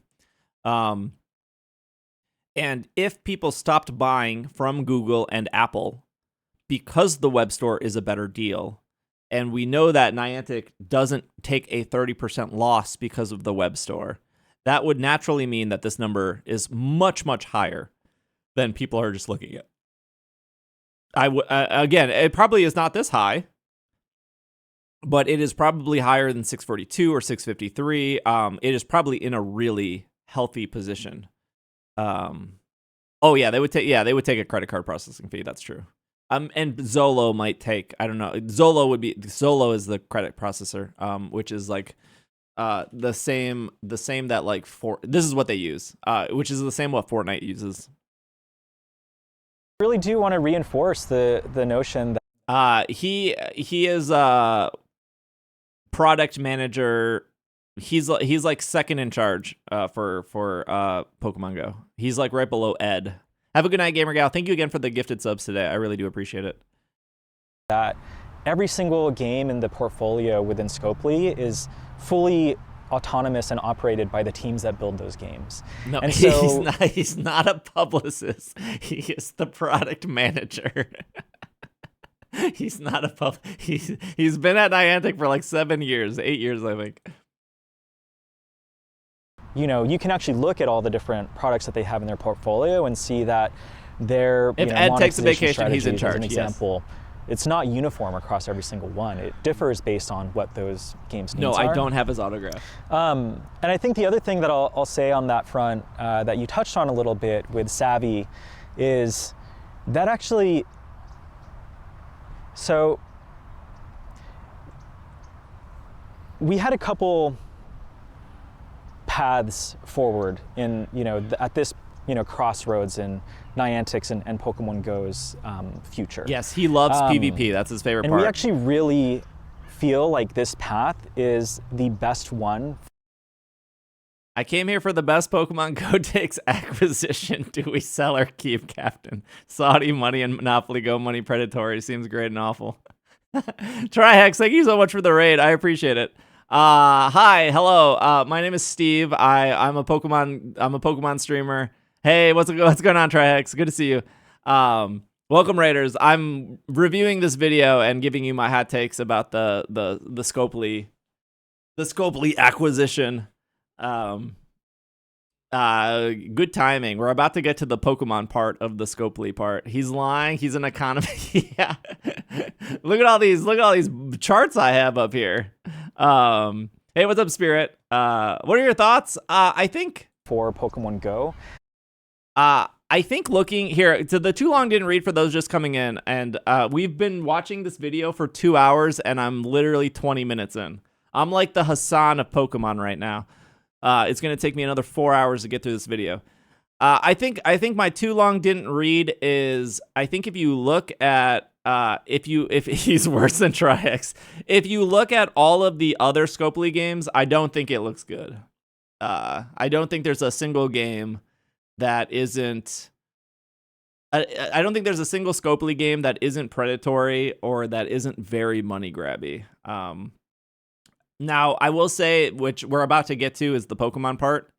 I will say the difference here is the Pokemon Company really is protective of their brand, and the Pokemon Company is secretly in control of Pokemon Go, and a lot of people blame Niantic, which is fair, but Pokemon, the company, is just as guilty as these choices as Niantic is, because Niantic still needs Papa Pikachu's approval. Yeah, I still play Go. I still play Go every day. So yeah, I'm like, yeah, welcome to capitalism. Yeah. But we're about to get to the ad stuff here. Do I spend money on it? I spend about $200 a year. Usually I do a $99 purchase in January, and then I do a $99 purchase in June, and that usually each of those purchases will get me through about 6 months. And obviously it's the best deal. It's the best deal for your coins. So you got to do you can't do like $10 purchases. That would be bad as a that would be bad in capitalism. You're not getting max amount of coins if you don't do the if you don't do the $99 coins. The red and white mafia. Because we are going to a though. privately held company that doesn't have things like, the pressures of quarterly profits that you might have if we instead IPO'd, and we're subject to public pressures to get shareholder profits and things like that. So instead, what Scopely has always been focused on is building super long-term, enduring franchises that sort of like pay dividends in the long run, essentially. They are not interested do I believe this answer? Like, Pokemon Go, yes. Pokemon Go will last forever as long as the Pokemon Company wants it to last forever. But, hello, Schmebby, but like, is Star Trek a forever game? I don't know if I believe that. Where's the list of their games? List of Scopely games. List of Scopely. Like Monopoly? I hate this Google AI. I'm just gonna trust this Google AI right now. Monopoly Go is the number one game in the App Store. Star Trek Fleet Command. Like I honestly don't see Marvel Strike Force lasting forever. Like that game is already. I don't want to be that guy that's like, that game is already dead. But I haven't heard a single player who plays this game who's happy with it. You can maybe argue that about Pokemon Go players, I suppose. WWE Champions, which is different than Super Card. Yeah, Yahtzee. I think like Marvel, Star Trek, Monopoly, like those are long living brands. But I don't know if those specific games are long living. I don't know what Stumble Guys is. I'm surprised Pikmin is still going in Japan as a big support of the game. Yeah, that's what I was saying before I got cut off. The Twitch didn't want you guys to know that Pikmin Bloom is crazy different in Japan than it is in the United States. Pikmin Bloom is literally like an entirely different beast in Japan. And just like when Pokemon Unite came out, there were a lot of people that were like, this game's going to flop, this game's going to be a failure, like what a waste of time and resources and energy. A lot of people did not believe in Pokemon Unite. And I sat here and I said, not like, Americans think everything is about them. They think every game must appeal to them, and if it's not American-fied enough, that means that game is going to be a failure. And the reality is, like, even if no one in America wants to play Pokemon Unite. That's fine, because Pokemon Unite is doing very well in Asia. It's doing very well in China, in Taiwan, in Singapore, in Korea, in Japan. It's doing just fine. And if it flops in America, it doesn't matter. And I can say the same thing about Pikmin Bloom. Have a good night, Car Chaser. Like, I don't know the actual revenue split, but I would assume most of the money from Pikmin Bloom are from Japanese players and not from same with all gachas. Hello, Maki. I would say most of the money from Pikmin Bloom are from Japanese players and not specifically American players. People are just bad in MOBAs. That's true. So anyways, yeah, it doesn't surprise me that any company looking to buy Pokemon Go would say that this game has legs like World of Warcraft or Final Fantasy XIV or RuneScape or whatever other game out there, right? Like, I think everyone here is in agreement that Pokemon Go can easily last another decade with no problem. Franchises that, sort of like pay dividends in the long run, essentially. They are not interested in creating something that's going to, spike a bunch of short-term revenue and sacrifice the longevity of the product. And so, but they did do that for Marvel Strike. I don't know if I could say they did that for Monopoly Go. What I should do is I should actually download Monopoly Go, even though I don't really want to. But I feel like if I want to be more educated about Scopley, I should probably play their number one game and see what it's like, even though I've watched videos on it. Can you do that now? Maybe next week. Seems risky. I really am excited about that type of an organization and environment where they want to invest in what's best for the long-term health of the game and not short-term gains. Bear, thanks for the 42. I guess to give a specific example on this that the Scopely team has shared with us, it took them 7 years to launch Monopoly Go. Which is kind of unheard of, especially in the mobile game space. I didn't know that, and they actually. restarted that project 3 times in the, that development cycle. And so to me, that really speaks to their willingness to do the right thing in order to create an experience that's as, What do you mean by willingness to do the right thing? Monopoly Go is a negative 4.5. Encourages return visits every day and punishes you for missing a day. Being required to perform repetitive and tedious tasks to advance. Hey, that sounds like Pokemon Go. Being forced to play the game according to the game schedule instead of yours. Impossible impossible to win or complete the game. I mean, that's also Pokemon Go, to be fair. In-game tiers make it arbitrary for you to wait for something. The game does not allow you to stop playing whenever you want. I actually think Pokemon Go does not.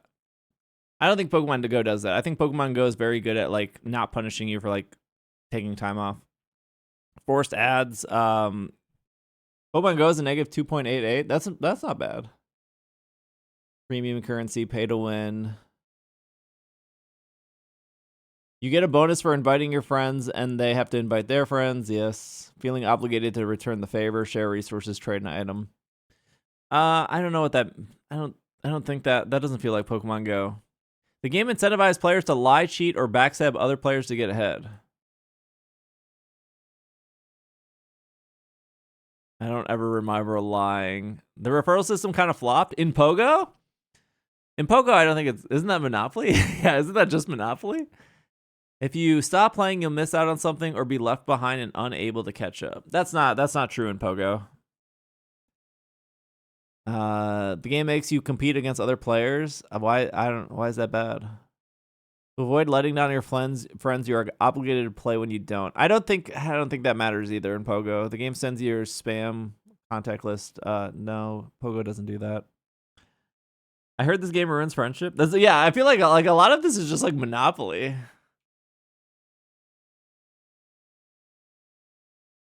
2.88. Yeah. See, ads are a 1 out of 10, which is actually really good.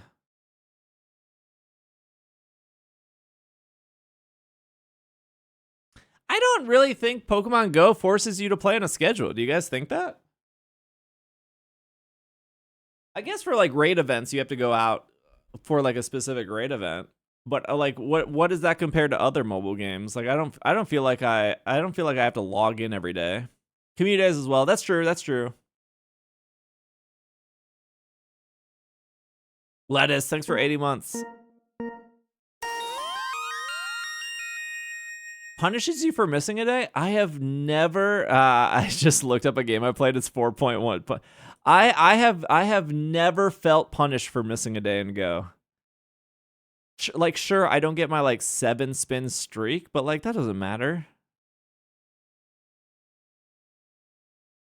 Like, maybe if you had a task where it was like spin a stop for 14 days in a row, I guess I could see that. But like your daily catch and your daily spin literally doesn't matter. It just doesn't. Like the things you're getting from that are not game changing in any way. What do you get, like 1,000 Stardust or something? You get 1,000 Stardust like just by catching like 3 weather boosted Pokemon. You get 1,000 Stardust by catching 2 Parises. The research stamp is also garbage. Like, cool, you're getting a Furfrou after 7 days. Like, that doesn't matter either.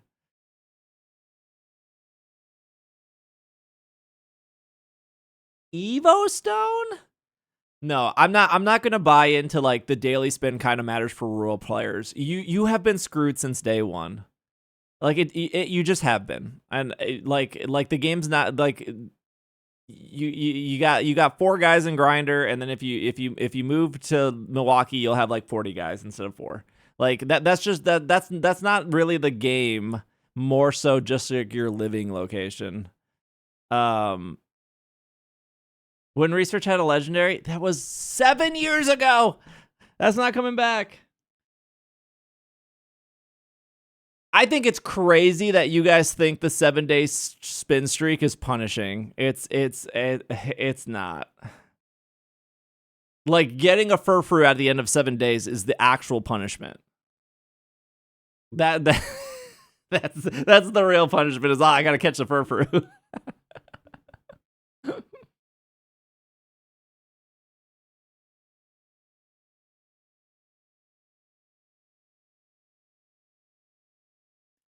Like you missing your streak does not make you feel far behind. It just doesn't.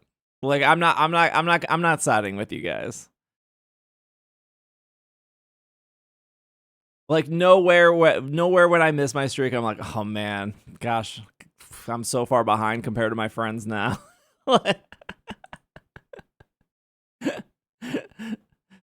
Except for like you need to do set 14 in a row for like Jirachi. Sure, like I understand, but that's like one specific thing. The buddy system doesn't matter either. Who cares about the buddy system? I lost my apple streak. Being punished Monopoly is missing out on a sticker pack. See, that's what the thing is. Like, when people say like Monopoly punishes you for missing a day, like I don't know what that is. Like, I don't actually know if that's good or not because I've never played the game. Do they have Pokemon Sleep on here?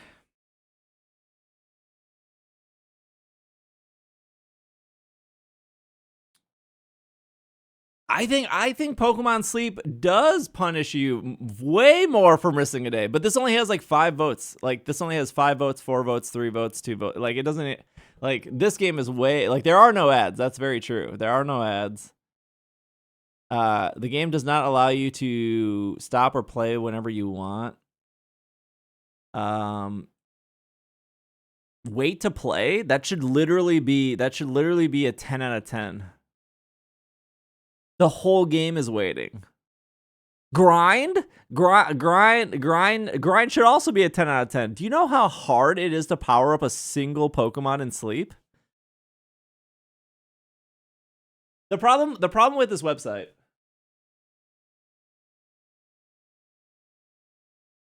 The missing out on D-Max and G-Max makes me feel behind. I don't think you should feel behind because you missed out on those.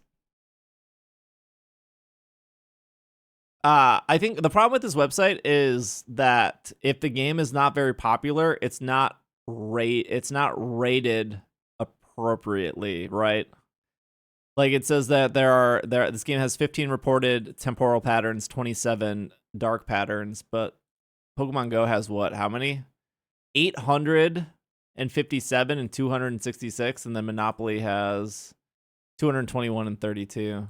Because you have to like go in and like rank it yourself. So because Pokemon Sleep isn't like a nearly as popular as Go, like I don't think Pokemon Unite probably has a bunch. It has more than Sleep. TCG Pocket. Oh, I spelled Pocket wrong. That's why. It's probably too new. Oh, it didn't autocorrect Pocket? Yeah, it has the same as Sleep. We could all review Bond Sleep. Like no one's playing Cafe Remix, right? Wait, is Cafe Remix not on the thing? I don't even think it's submitted. I don't know how to, like, what? Can I just search Pokemon? Duel, Sleep, Smile. Oh, here it is. Why did it not find that? Slightly bad. This game is significantly. I don't know how to do the accent on. This game is way worse than Pokemon Go.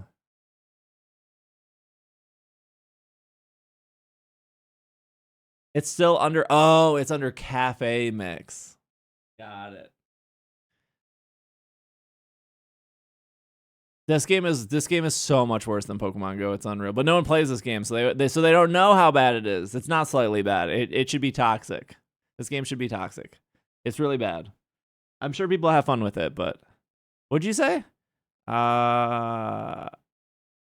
Masters. It's probably is it just Pokemon Masters, no EX? Yeah, it is.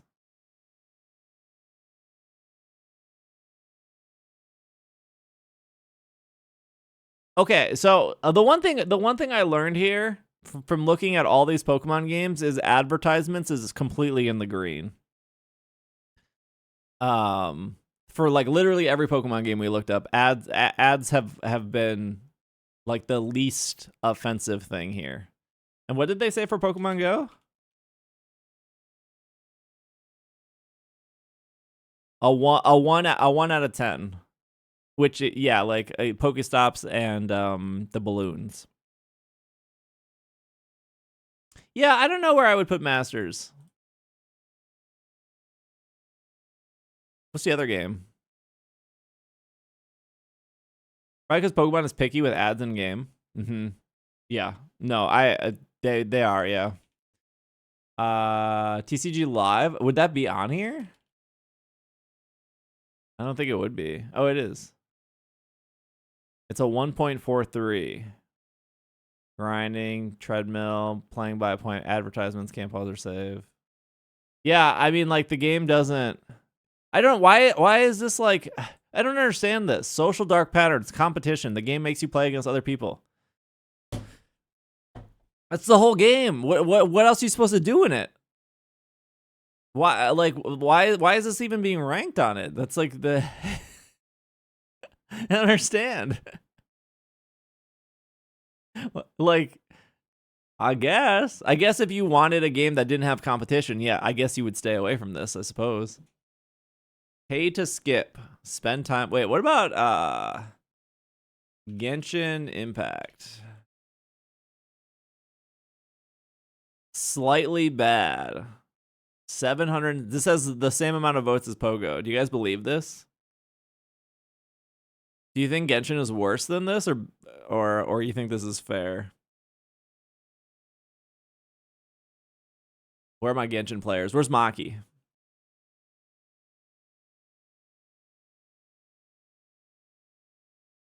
Did you hear about the guy who got isn't Genshin a gacha game? Yeah. Oh, like every video game's a gacha game at this point.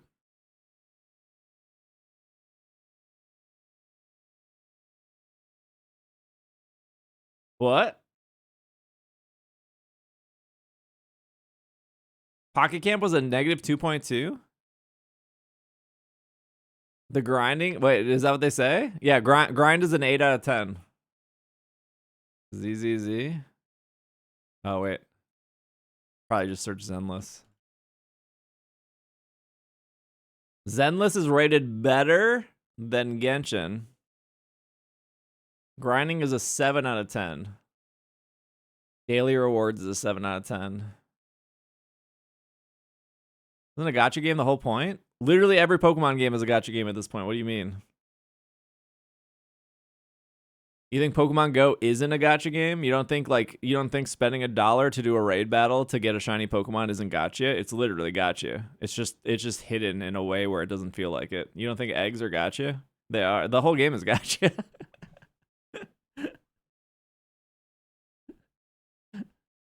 Raids are gacha. What do you mean?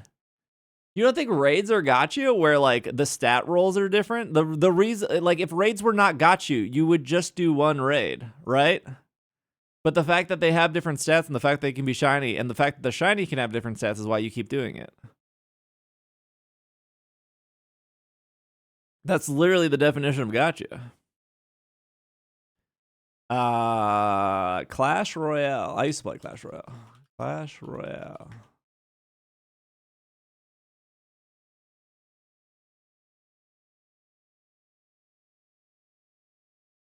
Impossible to win or complete the game. That's true. That is true. There are no ads in Clash Royale. That's very true. I keep doing Tapu Koko raids because I can't get a 3-star and it's tilting me. What is like a incredibly positive game? Okay, well, that was easy to find. Okay, never mind. We're done here. True. Accurate.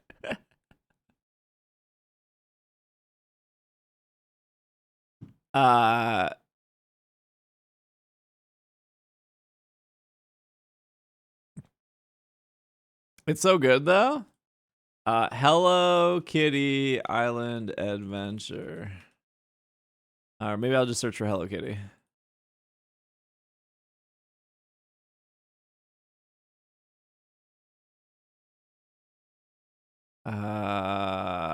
Not on here.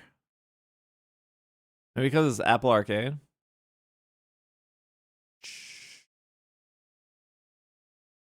Weird. I guess. I guess. Okay, back to the video. Fun and exciting as possible, and something that they have confidence is going to stand the test of time. So, I think that really lines up very well with our vision for Pokemon GO being a forever game, as you've probably heard me say multiple times at this point. Yeah. And yeah, so I have all reason to be excited about the future. Why are these in the center of the screen? How did they get up here? How did they get so high?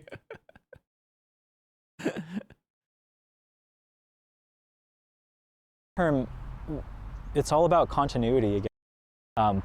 Organization and environment where they want to invest in what's best for the long-term health of the game. Drag it down. And not you can drag? short-term. Oh, whoa! I didn't know you could do this. And wait, I when guess was this a to thing? Give a specific example. This is crazy. I didn't know you could actually do this. That the Scopley team has shared with us. I've never moved captions. It took them 7 years to launch Monopoly Go, which is kind of unheard of, especially in the mobile game space.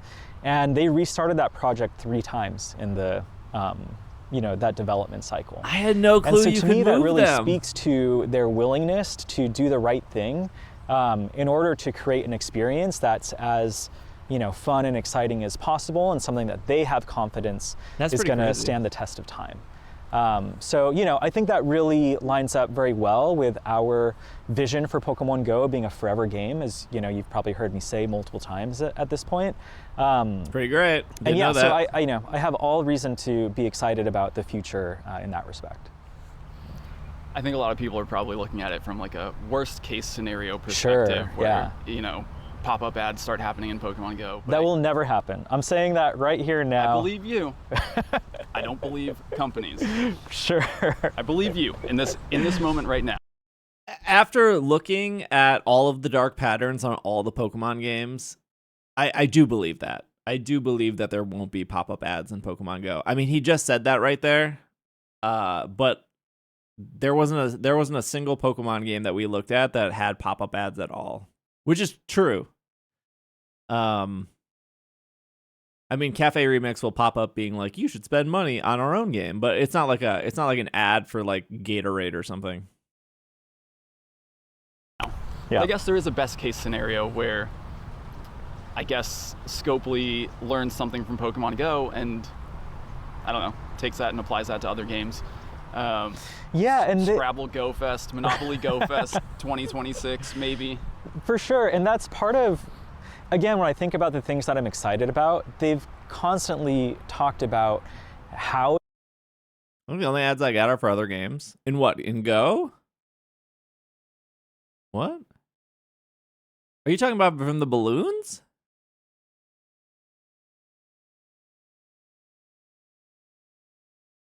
There was the Google Play. There was the Lunchables. There was like their own GoFest stuff. Their like own Niantic stuff. I'm trying to think of what other ads were in the balloons. Lunchable was like the one I kind of remember. But the balloons I feel like the balloons are really intrusive. Yummy Star. Oh yeah, I don't remember a Starbucks balloon. I mean, I believe you. I don't remember. I don't think I've ever gotten a Starbucks balloon. No, Boost Mobile was done before the balloons were introduced. Boost Mobile and Sprint, I think, was a 2-year deal.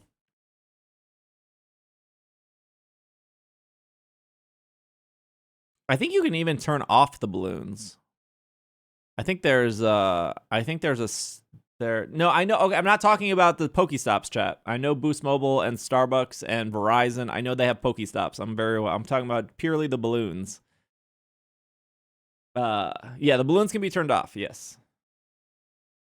And if you're a children's account, hello Polywagger. If you're a Niantic's kids account, you don't get the balloons at all. They approach their portfolio of games, and it's one of constant learning and iteration across different games, where you find a learning in one area and that makes sense for this other game, and so you can share that with each other. We've never had that at Niantic, right? And so that's something that I'm really excited for, and also something that Scopely's expressed excitement for in bringing us into the mix, is what can they learn from how we build communities and, you know, our big events and things of that nature. So one thing that I've been curious about Monopoly from the Go start Fest. is how involved is TPC? How involved is... Here we go, chat. Here we go. I've actually already seen this part, so I know it's about to be said. I'm gonna rewind it for you guys. Pay attention. You know, our big events and things of that nature. So one thing that I've been curious about from the start is how involved is TPC? How involved is the Pokemon Company in this deal? Yeah. So the Pokemon Company's part of our board of directors. They were one of the earliest, if not the earliest investor. Why am I getting grades today? I'm just react watching. Thank you for the raid. Hello, welcome on in, Raiders. Hi. Hello.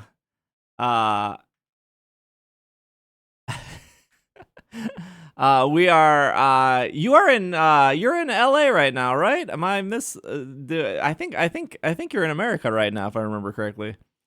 You won't yell at us if we mute? What? Hello, Glitch. I don't know if that's the case. I don't know if that's the case. Hi, if you're new here, my name is Steve. I stream a lot of Pokemon. Welcome. We're going over the Niantic sale. Through this person works for Niantic, and we're going through the video here. We're watching a video that's 53 minutes long that we started 3 hours ago. That is correct. That is correct. Hello. 3 hours is crazy. Yeah. Correct. You're in LA, right? I was watching your stream yesterday, I think, and you were walking around a bunch of taco food trucks, if I remember correctly. Or maybe that was today. I think that was yesterday. Thank you so much for the raid though. I appreciate it. I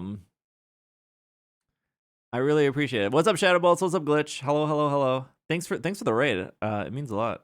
I am. Thank you. Yes. Because we 1 gallon of horchata, please. Thank you again for the raid. I appreciate it. Yeah. Okay. So this part is how's the Pokemon Company involved with Niantic? I'll rewind just a second because we got raided, just so we can hear the full question. And things of that nature. So one thing that I've been curious about from the start is how involved is TPC? How involved is the Thank you for the Pokemon raid Company again. I in this appreciate it. Deal. Yeah. So the Pokemon Company's part of our board of directors.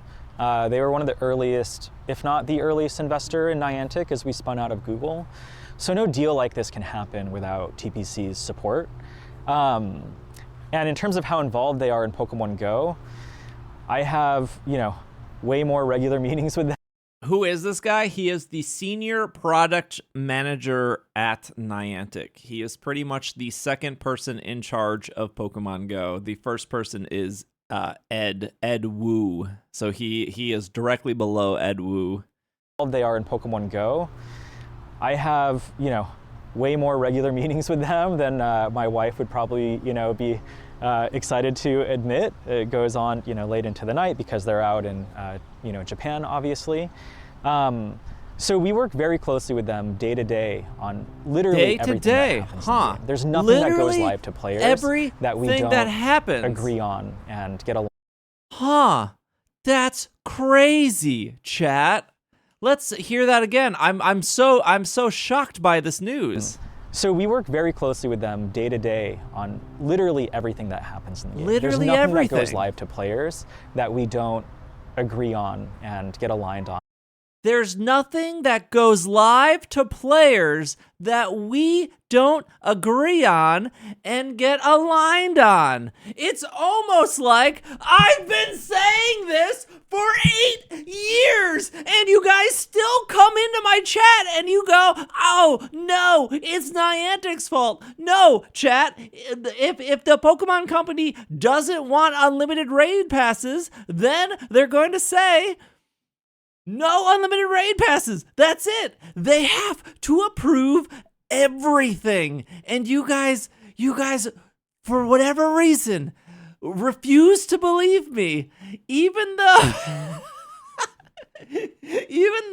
this is what I've been trying to tell you over and over and over again, that the Pokemon Company is so controlling. And again, that's not a bad thing. That's not a bad thing for the Pokemon Company to be controlling. I'm not saying that. I am just saying that we know that the Pokemon Company is so controlling that, of course, the senior product manager at Niantic is saying that we as in Niantic and the Pokemon Company, literally talk about everything and they need to approve everything.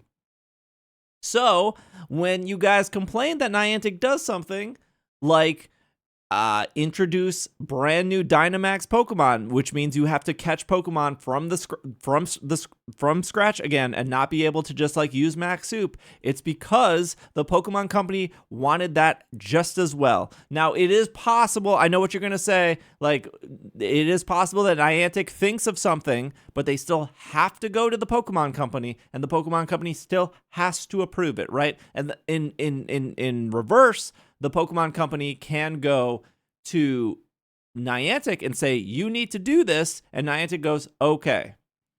Why doesn't Niantic want more money from passes? Explain that. I already spent 30 minutes on that. I did already explain that. I did already explain that. But this does go back to the remote raid issue of like, why did Niantic just get rid of remote raids? You all have been thinking about this incredibly wrong. And so instead of saying, why did Niantic limit remote raids? You should be saying, why did the Pokemon Company limit remote raids? Because that is the reality of this situation. When any you could say like, why did Niantic forget to turn on shiny Clauncher? Sure, that was a mistake that happened, and Niantic would take full blame of that. But when a Pokemon gets added, or when communication is happen, or when new features, or all of this stuff has to be approved by the Pokemon Company every single time. One of many mistakes from Niantic. Yes, those are like specific mistakes. But there was no mistake about limiting the remote raid stuff, right? Even if you were like, this was Niantic's idea, every time, I will replay the clip for you again, because you guys still, I've told you this for 8 years, and literally the senior product manager is telling you this too, and somehow you somehow still don't believe it. Would you say that Game Freak has to go through similar for the mainline game? Yes, 100%. Google. So no deal like this can happen without TPC's support, and things of that nature. So one thing that I've been curious about from the start is, how involved is TPC? How involved is the Pokemon Company in this deal? Yeah. So the Pokemon Company's part of our board of directors. They were one of the earliest, if not the earliest investor in Niantic as we spun out of Google. So no deal like this can happen without TPC's support. And in terms of how involved they are in Pokemon GO, I have, way more regular meetings with them than my wife would probably, be excited to admit. It goes on, late into the night because they're out in, Japan, obviously. So we work very closely with them day to day on literally everything that happens in the game. There's nothing that goes live to players that we don't agree on and get aligned on with the Pokemon Company. Okay. There you go. He works with them day to day. They have to agree to push something out, which is like a nice way of saying like they have final say. The difference with Game Freak is partial owner of the Pokemon Company instead of the Pokemon Company owning Game Freak. Yes, that is true. Yes. Thank you, Lettuce. Yeah, that is very true. I said this on the podcast, and I think this thought is really malicious, and I don't mean it to be malicious, but I don't really know how else to frame it. And I don't think Pokemon is a big bad guy, although they are a giant billion-dollar corporation. But I think that Pokemon understands that they are always presented with goodwill. Almost always. I mean, obviously there's like the National Dex stuff and whatnot. And even through that, people see that the Pokemon Company does no wrong. On the flip side, people think Niantic does everything wrong. And that is very valid. Niantic does mess up a lot of stuff, like forgetting to turn on shinies, circles broken, game crashing, all that stuff, right?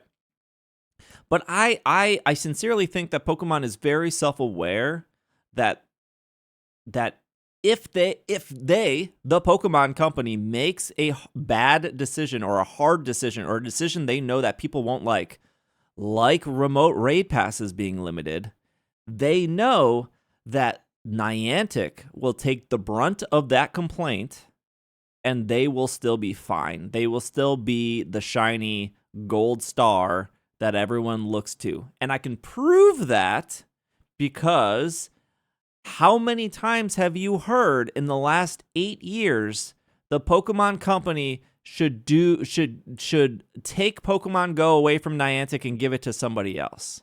How many times have you heard that? A lot. Because people think that the Pokemon company isn't driving this car with Niantic. They are. They very much are. New Pokemon coming in, Pokemon disappearing for seasons, new features, the choices that you guys don't like, whether that's remote raid passes or event tickets or $15 battle passes. The Pokemon company, and I'm not saying that this is bad of them. I'm just saying they're complicit. They are a part of all of these decisions that you guys see day to day that you think that Niantic is a terrible company for, and the Pokemon company should do something different. No, I'm just saying the Pokemon company is equally complicit because they make the final decision for this game and for all their games, really. And that's just what it is. And we will continue seeing, like, once this deal goes through and once Scopley actually takes over, people are going to be like, why isn't the Pokemon doing anything for Scopley? Why is Scopley doing this? But the reality is the Pokemon company is making those decisions. And again, like I said, Scopley or Niantic could say, like, we want to introduce Ogerpon and we want Ogerpon to be $8. What do you think? And the Pokemon company could be like, yeah, we would love Ogerpon to be $8. Actually, we think she is worth more than $8, Niantic. Why don't you make her $9.99, actually? We don't think that she deserves the Mr. Rhyme price tag. We think she should be a little bit more. And you know what? Niantic has to do that. If and that's the reality. And I don't know how else to showcase that Pokemon is behind all of these decisions at the end of the day. She deserves the full $15.99. So when you see an increase of tickets and an increase of events and all of this stuff, you just you have to know that the Pokemon company is making these decisions. Nintendo should take Niantic from the Pokemon company. Yeah. $15.99 almost feels like an insult. So they're the wizard behind the curtain. And I think they like that. I think that they like that. I do think that they like that they have the goodwill of the people, and if there is an issue, I think they genuinely like that Niantic gets blamed and not them. And that's whatever. You can have your own thoughts about that, but I think that's very normal in big corporations with like you don't become a $1 billion corporation by not exploiting people. That's just the reality of capitalism. No one has become a billionaire. No single person or no corporation has become a $1 billion corporation without exploiting things. And if Pokemon is exploiting Niantic in that sense, then that's it. That is what it is. But like, what big business wouldn't want an easy scapegoat? Yeah. And again, I'm not saying Pokemon is a bad guy. Obviously, corporations are made up of hundreds of thousands of people, and some of those people are really good people, and some of those people are probably not. But it is the reality of like the behind the scenes that like for however long people just don't believe me when I say that, because, and I think a lot of reasons why people don't want to believe me is because they don't want to accept that Pokemon would do that, right? They would rather accept that Niantic is bad and that Niantic doesn't care about their players and that Niantic is ruining the game, and they just don't want to accept that Pokemon is okay with those decisions, or, spoiler, Pokemon made those decisions.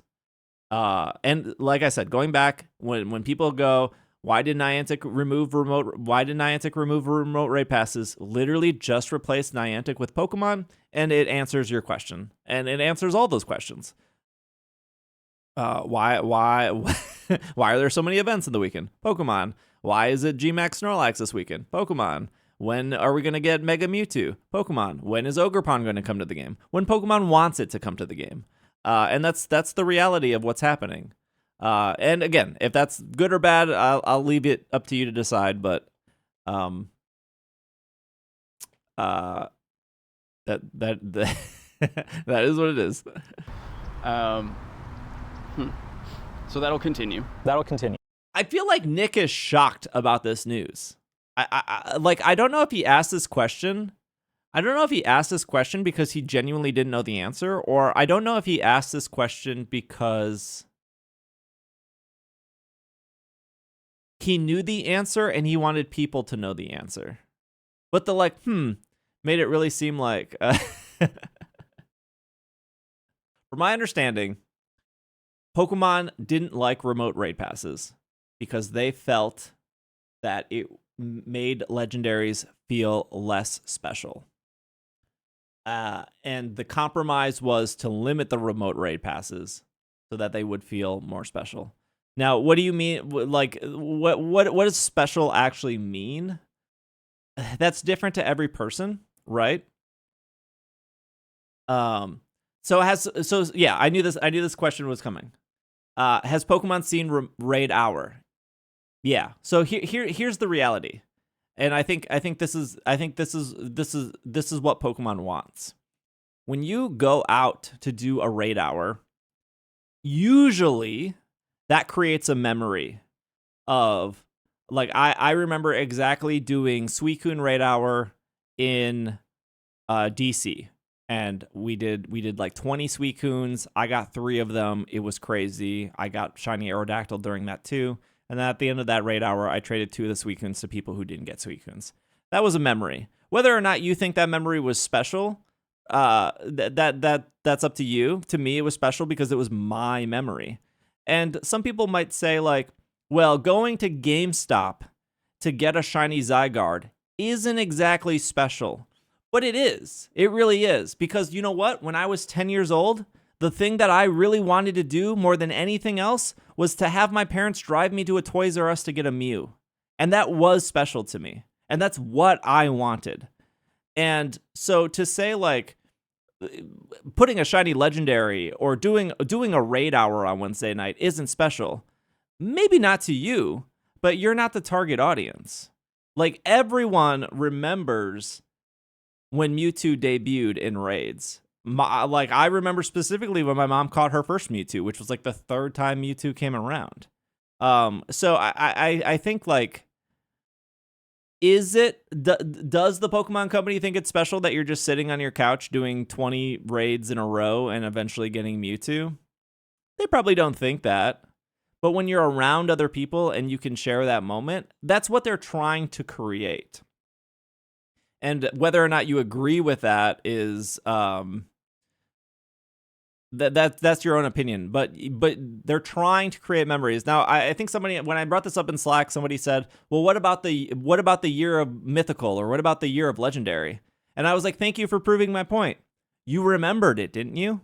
You remembered there was a whole year of Legendary. You remember there was a whole year of Mythical. Those were special years because they created those memories." And I think there was a compromise to, like, look, not everyone has a community, not everyone lives in a big city, so we'll still have remote raid passes on for those people, but their goal is still to push people out of the house and connect with other people and have those memories. And again, those memories probably are not special to you until they are. Like, a lot of us didn't find going to GameStop and getting a Zygarde super special. But there was, when I went to Toys R Us to get that Mew, that was incredibly special. When I went to get Suicune, Raikou, and Entei from GameStop, the shiny ones for Heart Gold, Soul Silver, honestly, that was special to me. Like, those were some of the first shinies I've ever gotten besides the shiny Gyarados. So they can create parameters for things to feel special, and they might change their mind. They might bring back unlimited remote raid passes, which I think gets brought up here, but I don't know. I gotta pee though. Give me 2 seconds. Ooh, dive music. BRB.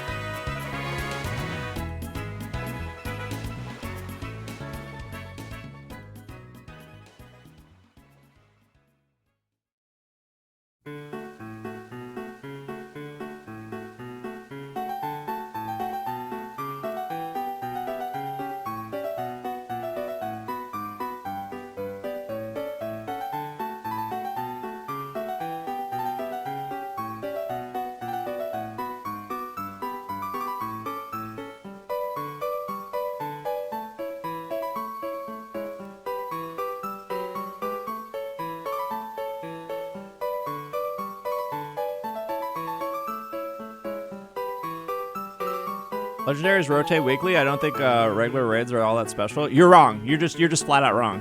I mean, and that's fine. But the amount of like I can prove this to you really easy. The amount of people that were so excited that Gen 5 legendaries were coming out was overwhelming because they weren't in raids for a long time. Like, just because somebody has all the legendary Pokemon or even all the legendary Pokemon are shiny, that's not the point. The point of the rotation is eventually a Pokemon will come back that you don't have or that a person doesn't have, and that will be exciting enough. Tapu Koko is no longer exciting? Great. Again, that doesn't matter. You're missing the point. Tapu Koko wasn't exciting for me for over 2 years because I caught it 2 years ago. So every time Tapu Koko shows up, I don't care. That's not the point of it. The point of it is somebody does care and somebody hasn't played, and Tapu Koko is their favorite Pokemon, and it's finally back, and now they're excited they can get it. That's the whole point of rotating raids, is that eventually it will hit a legendary that somebody cares about. My friend Julie, who plays in Japan, she was excited literally a month ago for Ho-Oh Raid Day. I've had Ho-Oh for 7 years in the game. I will never give Ho-Oh $1 or $2 or however much a raid costs. I will never do it. She is level 48. She's been playing for 2 years. This was her first Ho-Oh that she was able to actually shiny hunt for, and she was over the moon excited. That's it. That's as simple as it is. You all have to stop thinking about yourself for 1 second and realize there are millions of players who Pokemon Go is their first game. This might be their first shiny legendary. This might be their first raid. This might be their first main series Pokemon game. This might, like, Pokemon Sleep might be their first game that then got them to play Pokemon Go. Like, everything they are doing is designed to target players and bring them back into the game. And so by rotating legendaries, they're exactly doing that. I'm really glad when they rotate legendaries because that means I don't have to play for a week. Oh, Tapu Koko's in raids this week? Great. I don't have to do any raids. I'm free. I'm free for a week.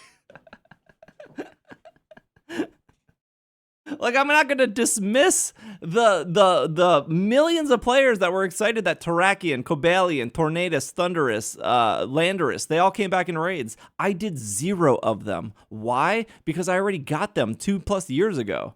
And that's fine. I already got them. That's good. I don't have to do them. I literally got into Pogo for the genies. Articuno's back? Yeah, when Articuno's back, it's like, yeah, I got a week off. You're not the only Pogo player.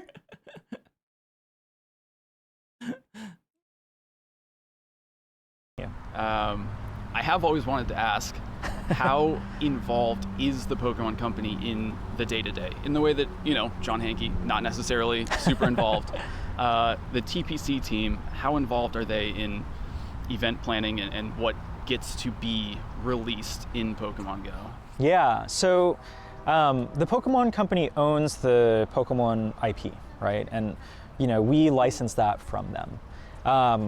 Which means that ultimately, especially when it comes to anything that you might say is brand related, they have sort of approval rights on all those things. Mm-hmm. So literally everything that we're building, whether it's a new feature or a live op, or all the things that we try to do at GoFest, we were hand in hand with TPC on building those experiences.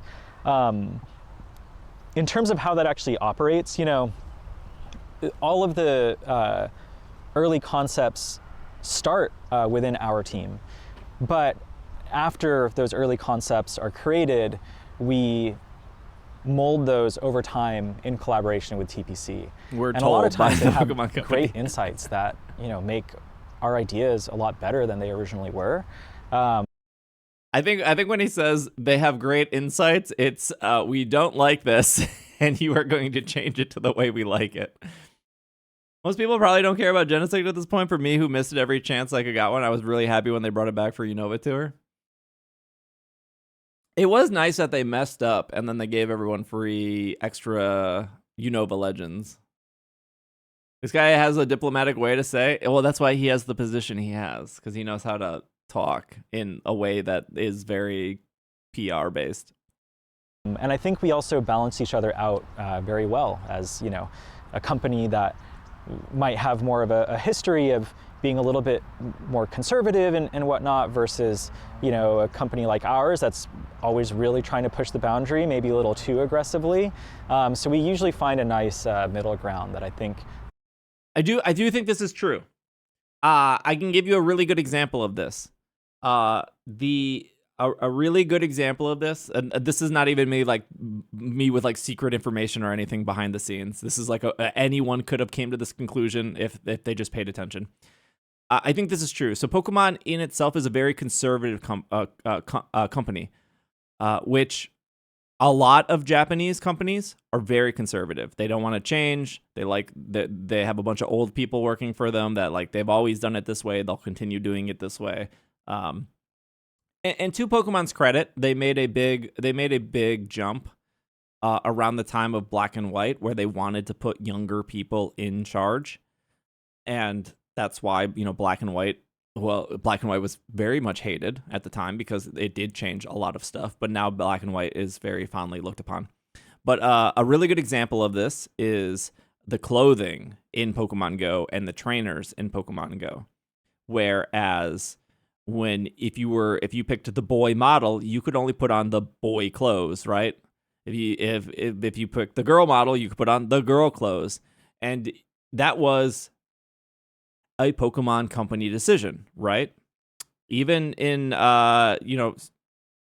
Scarlet and Violet, my character cannot wear a skirt, even if I wanted my character to wear a skirt. Just can't. In Sun and Moon, if you played the boy character, you got the Como set. If you played the girl character, you got I think it was a Blissey set or a Sylveon set. I don't really remember. It was pink.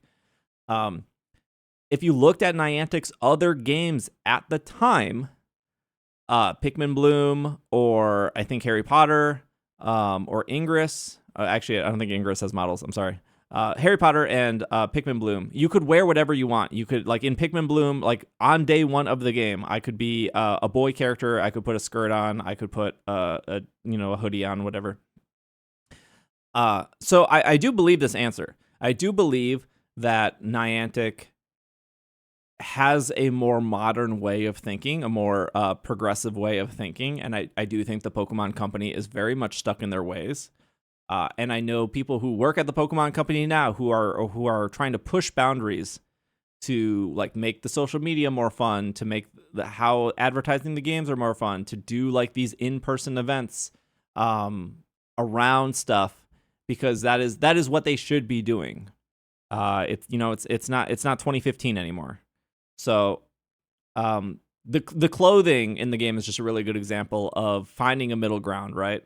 Of the Pokemon Company being like, we want it this way. Niantic is like, they're just clothes. If somebody wants to wear the girl pants because they look better than the boy pants, and the only difference is one is tighter than the other, then let them wear the girl pants. And now you can wear the girl pants, which I think my character wears the girl pants, because the girl pants has like a cargo pant that the boy doesn't have, and they don't look like whatever. They're just pants. They don't look like girl pants, but they're the girl pants. But I like them a lot.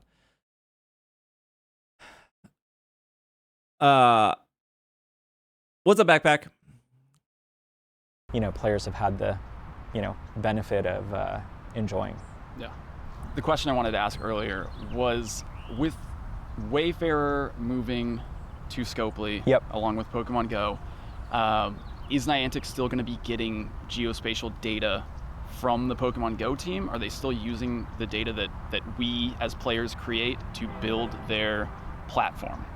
Yes. So as a part of this agreement, anything that players, still scan or, submit through the Wayfarer program or otherwise, that data does still get shared back to the Niantic Spatial organization, but all of that data is still fully encrypted and protected in all the ways that we have been doing it up until now, which is honestly best in class.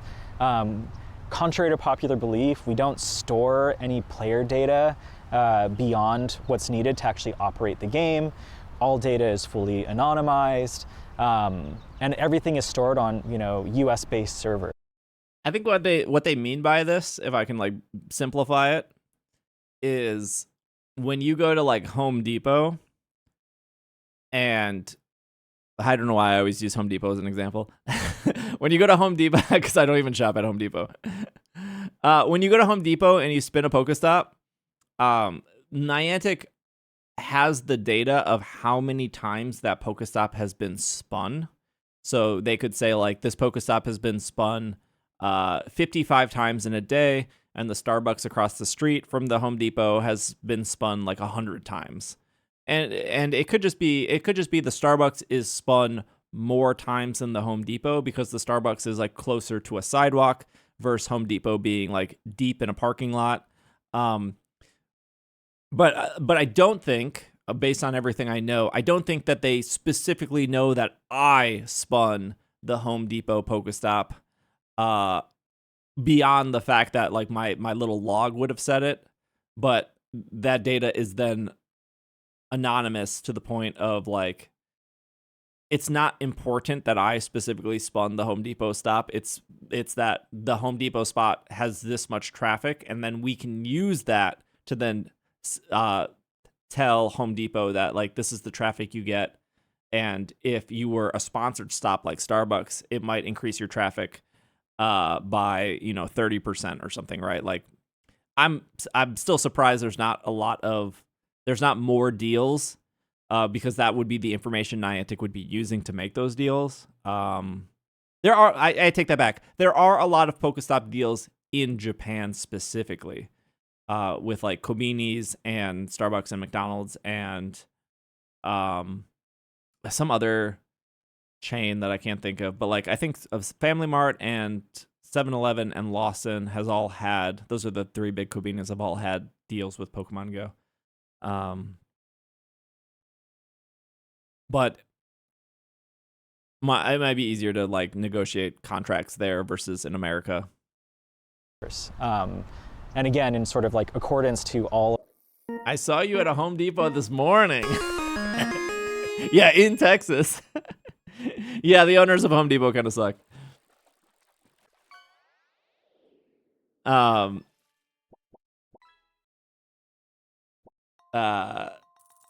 This name was just a year. I have no problem with Home Depot in chat.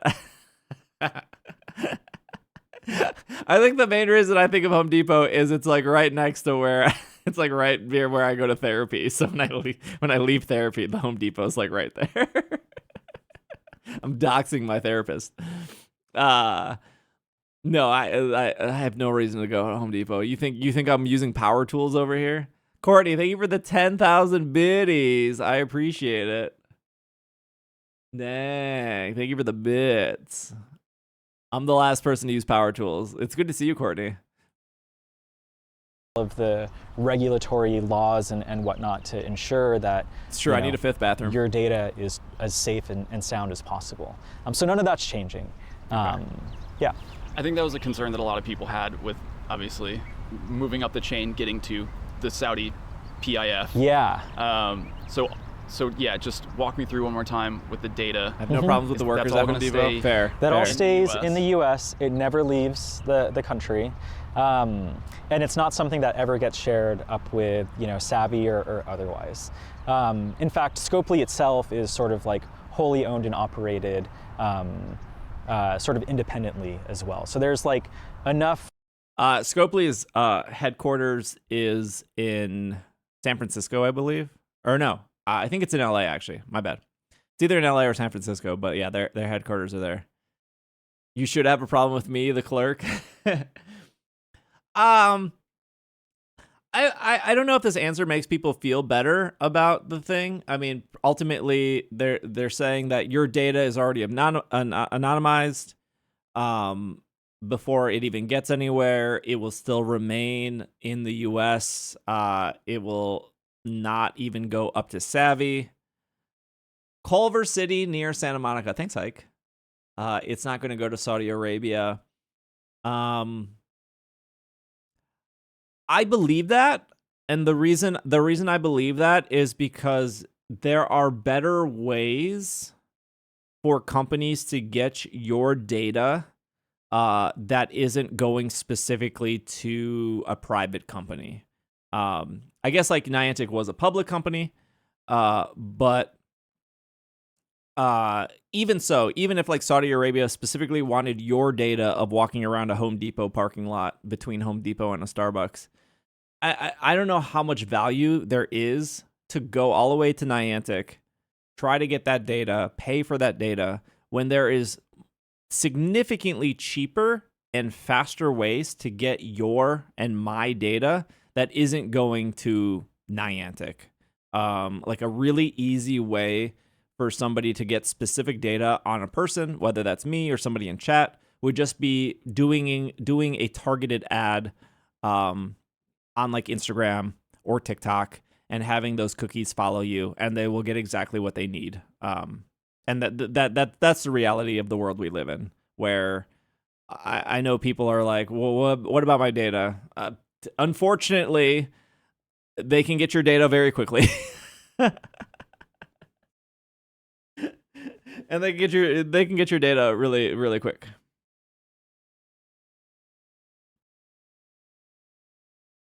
So, you know. I mean, they can say something and then change specific data collection when it happens. They can. I just don't think that's important. There are just way more efficient ways to get specific data that isn't specifically Pokemon Go. Think about what you do in Pokemon Go. What do you think they're trying to buy? Where you are? They can do that way easier outside of Pokemon Go. What are crams? It was follows, but follows was too long, so I did crams. Okay, you could be like me, chat, and 12 years ago, you could be like, man, what if I spit into this tube? And then what if I mail this tube to a company? And then what if they told me that I was European? And then what if that company didn't protect my data at all? And now it's out there. Oh, I think that's called 23andMe. Yeah, I fell for that scam. How many Pokeballs you have is very valuable. I could have told you that just by like 99% European. Layers of separation there that, you know, you can trust that all of your data. That's true, though. They can change the terms and agreements anytime. That's very true. I did 23andMe also. I think there's a lot of people that did 23andMe. You seem like that you would do that for your cats. Yeah, I think I would. I don't need a test to know that I'm white. Yeah, I think I would do that for Archer if it was like a good deal.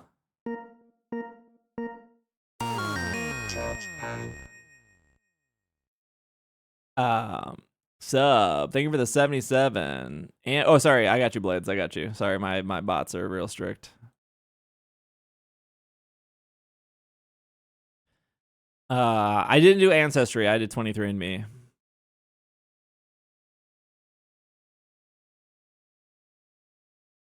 Yeah, I did 23andMe. I think it's totally fair to be worried about the sale, 100%. What if I spit into a tube and a company told me which Pokemon I would be? Oh, I like this business model. Hold on, I think you have something there. The servers in the United States, and also, like I mentioned, we actually scrub all that data and get rid of it after it's no longer needed to run the game. Okay. As far as the data that we as players have provided in terms of mapping the world, which is one of Niantic's goals, I guess. Yeah, it is. There were some things about maybe building a map for war robots to use. Some Interesting. I hadn't seen that one. Okay. Well, I've definitely heard that one. Look, I don't know anything about programming, but I'm going to tell you right now, Pokemon Go barely works as a game. You think they got war robots going?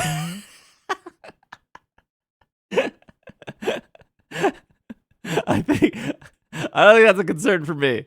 I think they couldn't even get a circle right on Chansey. I think we're in the clear when it comes to nefarious deeds that would happen with mapping software. We don't have to talk about necessarily what the mapping and the data is going to be used for, but I do want to know from you personally, are you, as far as you know, 100% any fear of our data being held by a foreign entity is probably rooted in xenophobia, racism, or whatever because of all the bad stuff that are scared of and what's already happening with American companies. Correct, 100%. Remember when the U.S. government told us that TikTok was bad and China was going to steal our data? From everything I know, TikTok has never leaked my data to anyone. But Mr. Mark Zuckerberg over at Facebook had no problem leaking our data and then offering us like a $12 settlement and being like, yeah, I'm sorry. Like, what? Like, like I've lost my data through like AT&T. I've lost my data through Verizon. I've lost my data through T-Mobile. I've lost my data through Facebook. I lost my data through Tumblr. I've lost my data through Adobe. These are all American companies.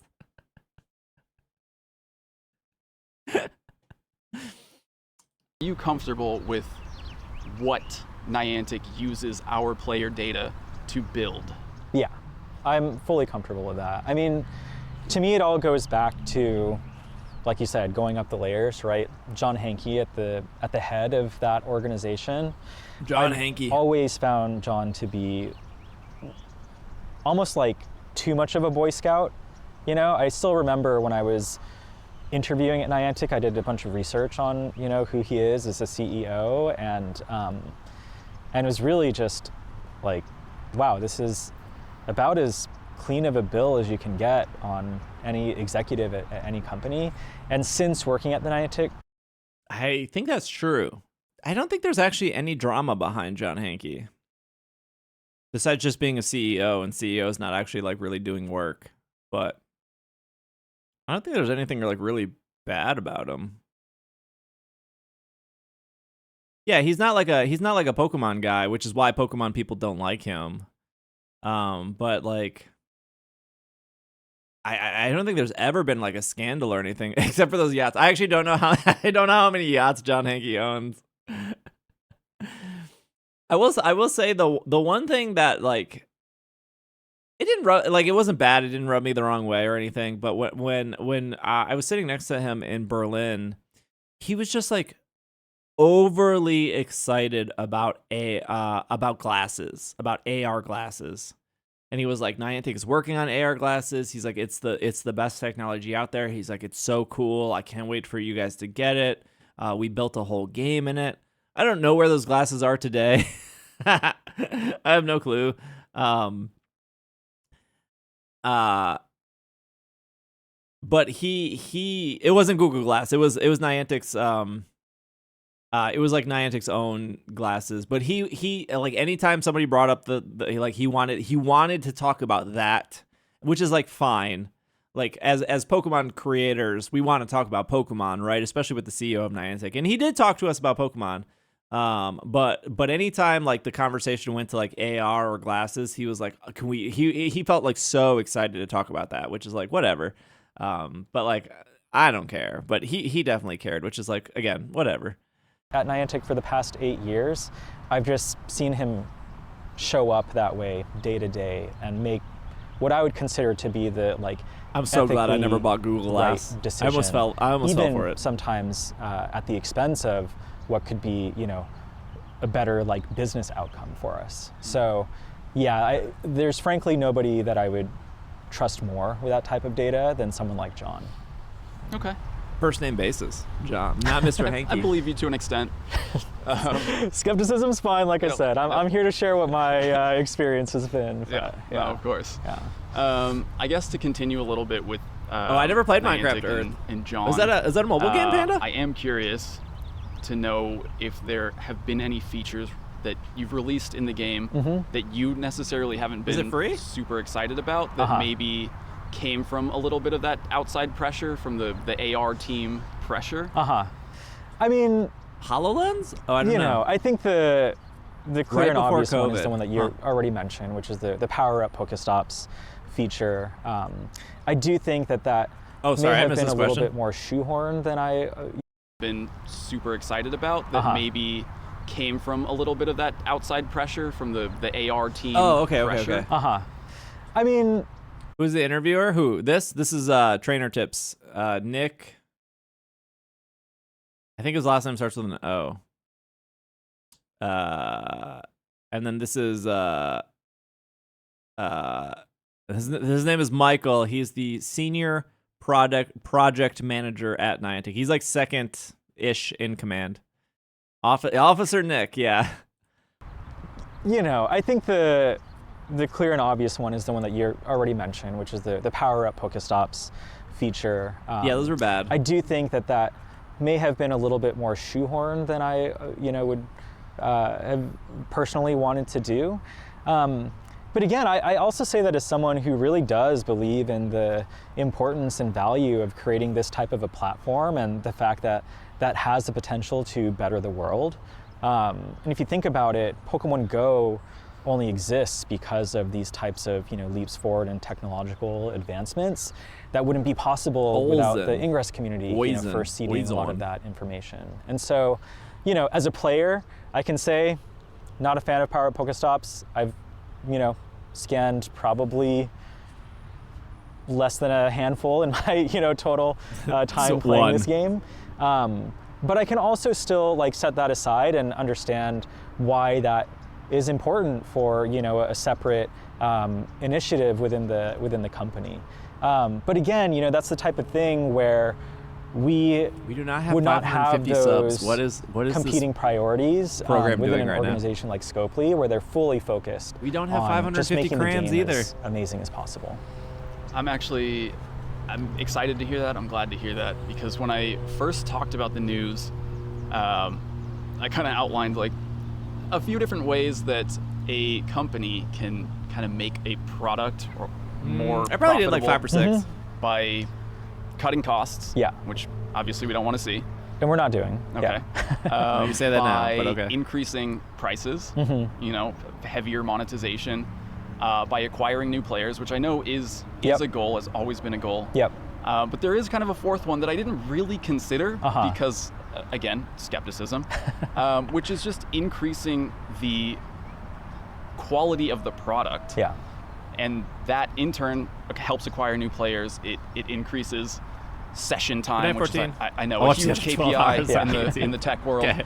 But I think hearing this, especially hearing that there isn't going to be so much pressure from the Niantic side to have these sort of half-baked, not that interesting game features, I do feel that, I guess, increasing the quality of the product is an option now. I'll put that on the table as a fourth option. And, to be totally fair too, right?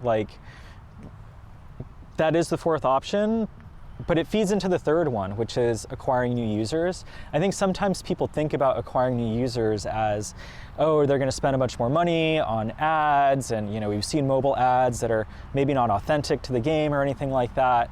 But our mix of organic player acquisition relative to what is called in the industry paid acquisition is also gold standard. We rely very heavily on word of mouth to grow Pokemon Go, and we already have such a strong engine for that. Imagine if we fed more fuel to that fire and created an even better experience that people are jazzed to tell their friends and family about. I think this is a good point. I think this is very comparable to the Raid Shadow Legends stuff, where most of that Raid Shadow Legends exists is because you watched a YouTuber that took an ad deal that put that in the middle of their 10-minute YouTube video, right? And you don't really see that with Pokemon Go. They might do a sponsored video around the time of Go Fest with some of the creators that they seem to favorite. Not me. I'm not a favorite creator of Niantic, but that's okay. I've gotten a few Duolingo. What do you mean Duolingo Pokemon? Oh, Pogo ads in Duolingo? Yeah. I mean, they do ads. It's not that they don't do ads. Hello, Pink. Yeah, they definitely do ads, but not nearly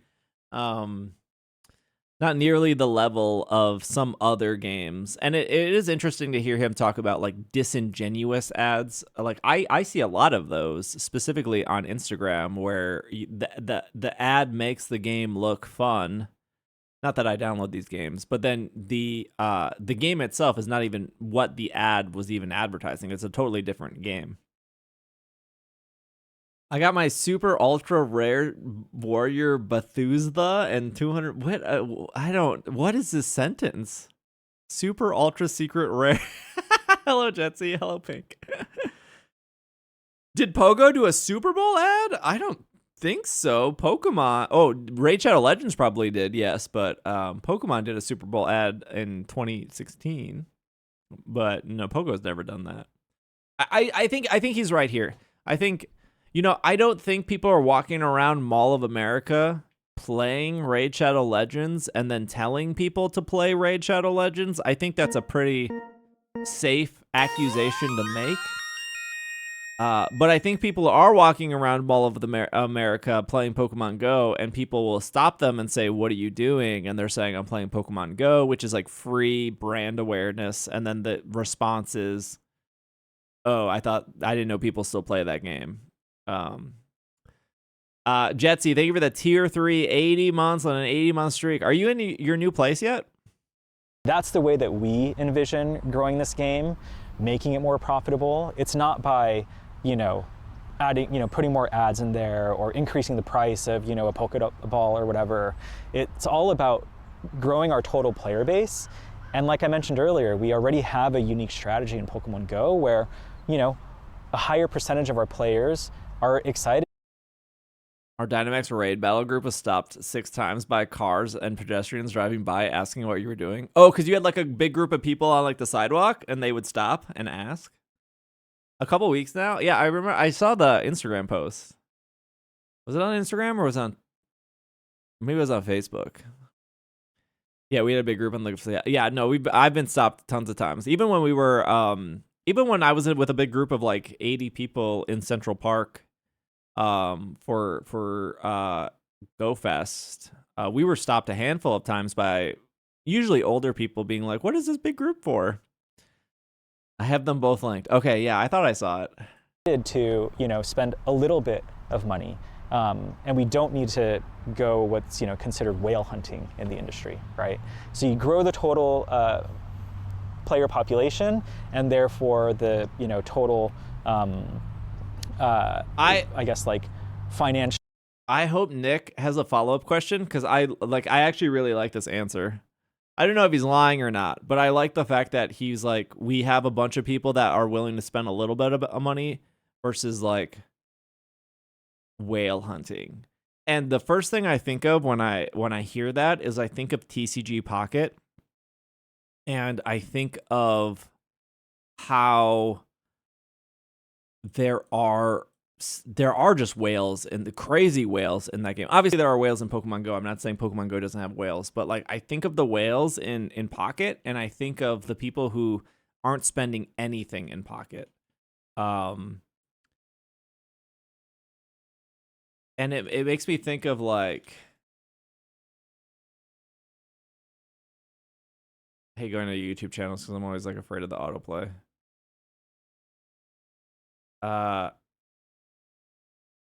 It just makes me think of like these videos here. I used to watch this creator when I was into Clash Royale. It was only $600 to collect every Palkia card. $280 Triumphant Light Battle. I opened 1,000 packs. I don't even know how much money that is to complete every Dialga card. I collected every card in Triumphant Light in one day.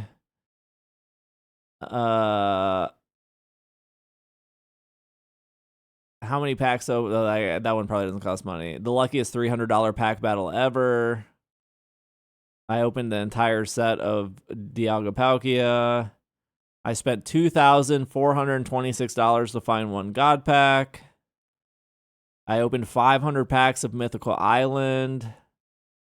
I can keep going. Who is this guy? His name is Orange Juice. He's a Clash Royale streamer. It's how I found him. I started watching him when he has 3.5 million. I literally started watching him when he had like 40,000. I don't like watch him now. But yeah, he plays Clash Royale.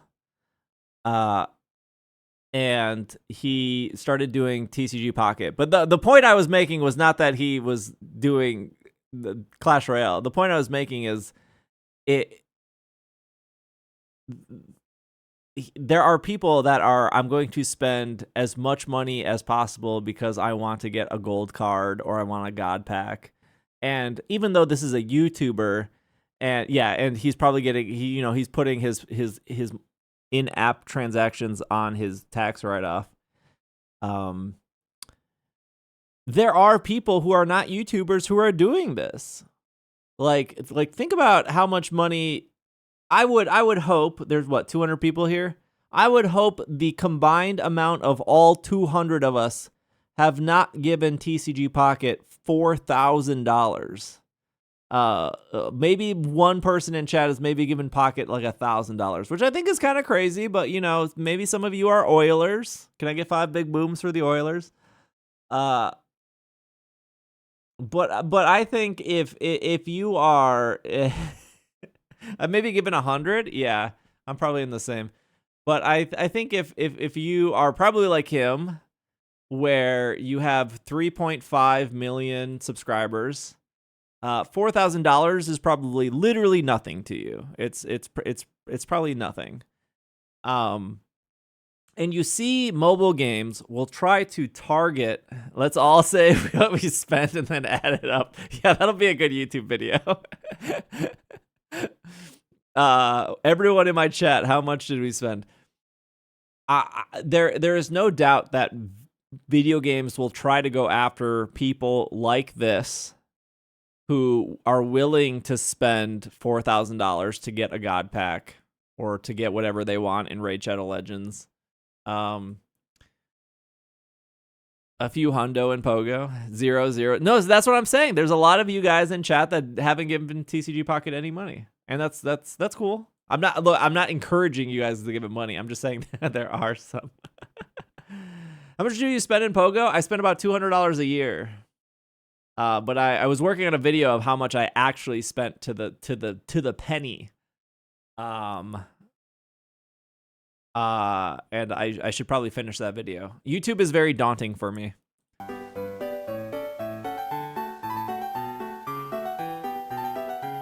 Here, he's holding the audio. I gotta go pee.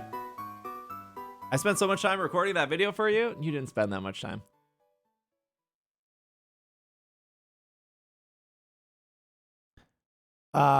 Jesse, thank you again for the 80 months. Brooke, thanks for the 77. Courtney, thanks for the big 10,000. I appreciate it. This like little widget here is like broken. Oops. It's not working. I mean, it's working for bits. But I did not get 556 subs today. That's not true. I got like 10 subs today, maybe 12.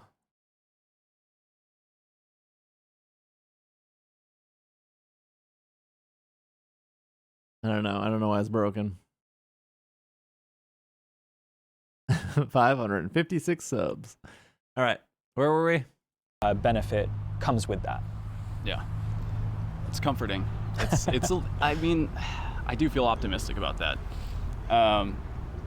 I am curious because I know you come from like a sort of a competitive Pokemon background. I know you're into GBL. Yeah. Will there be any increased focus on features like that, which didn't necessarily encourage exploration or align with the sort of go outside values of Niantic and of the Pokemon GO team? Will there be any changes to the amount of time and effort that you can put into GBL specifically and then other features like that? Yeah.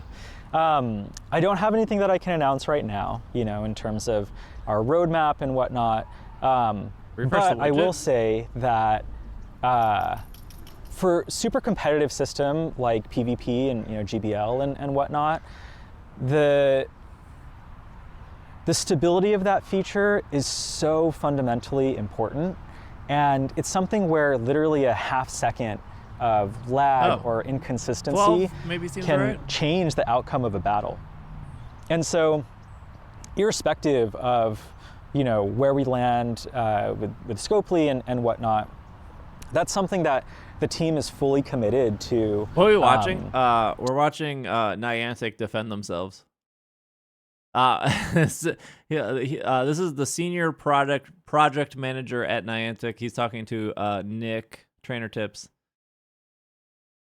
To adjusting and behind the scenes we've been tinkering away at and investing in that system to make it more stable and consistent. And it's been a little bit of a pet project of mine because, as you mentioned, like that's where I spend a lot of my time in not just Pokemon Go but all Pokemon games is the battling aspect. And I watch every single regional that Play Pokemon puts on, and I love attending those events as well. I want to make sure that our super dedicated players have a great experience what's up, Techie? When it comes to anything PvP. So, again, that's not to say that this is different because of the Scopely acquisition, but that's the type of decision that we want to keep making as a team that's going to continue to be empowered, within Scopely. Can you say anything about how maybe funding for the team is going to change? Because my perspective from the outside has always been that it feels like a lot of the profit from Pokemon Go was going towards a lot of other Niantic projects and not necessarily coming back into the game 100%. Yeah. How'd you get to that conclusion? Why do you think that? What would have, maybe I'm missing something, but what would have insinuated that Pokemon Go's money was going elsewhere? Well, I guess my guess is the money that Pokemon Go was making was going directly to the Pokemon company. Is that something that could change? Like, will there be more funding? Will there be more opportunities for hiring?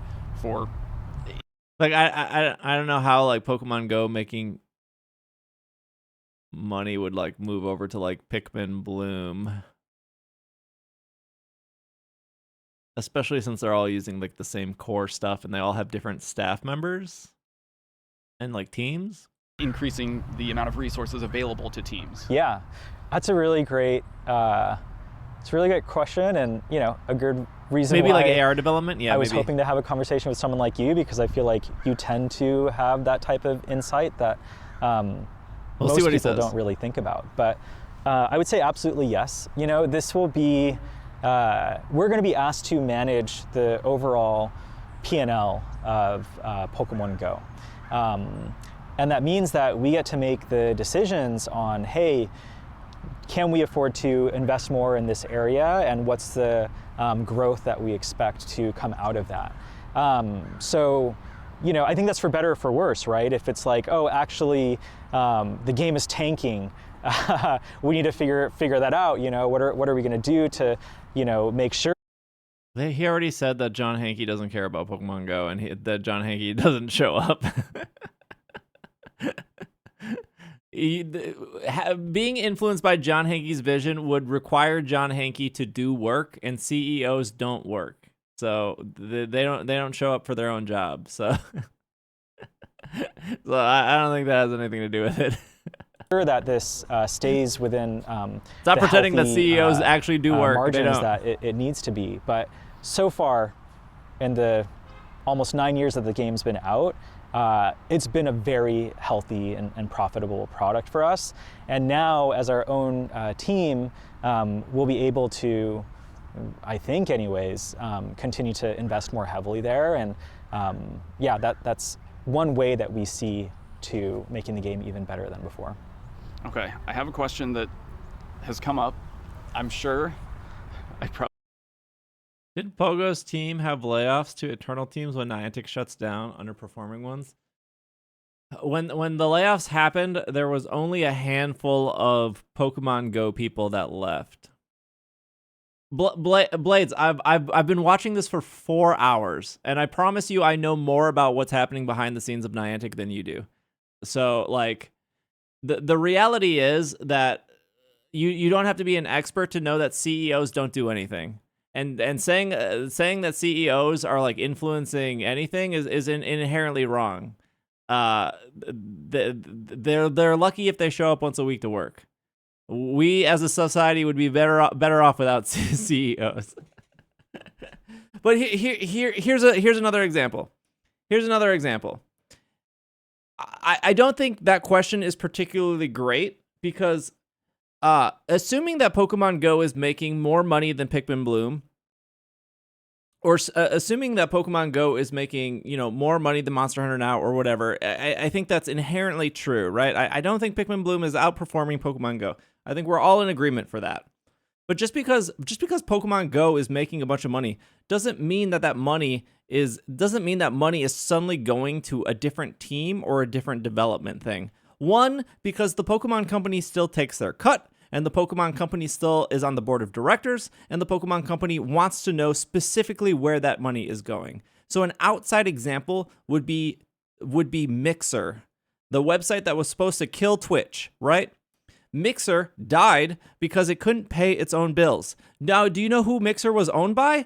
Microsoft. And Microsoft could have kept Mixer afloat for however long they wanted to because Microsoft has unlimited money. But they didn't choose to do that because Mixer couldn't actually sustain itself. So if something like Monster Hunter Now could not sustain itself, they're not just going to pull money from Pokemon Go. That's not how businesses work. Let me give you another example in the Pokemon world. Just because Game Freak is like 250 people and they're making too many games at once, and that's why our games run like dog water, is like the default argument, which I absolutely hate, is people go, well, this is the most profitable company in the entire world. You know what, Janine? Just because the Pokemon Company is very good at selling Pikachu plushes doesn't mean that for every single Pikachu plush that is sold, that means that Game Freak gets an extra 2 minutes of development time. That's just not how it works. That's just not the reality. So to assume that the money that Pokemon Go is making might possibly go to a different team is kind of crazy.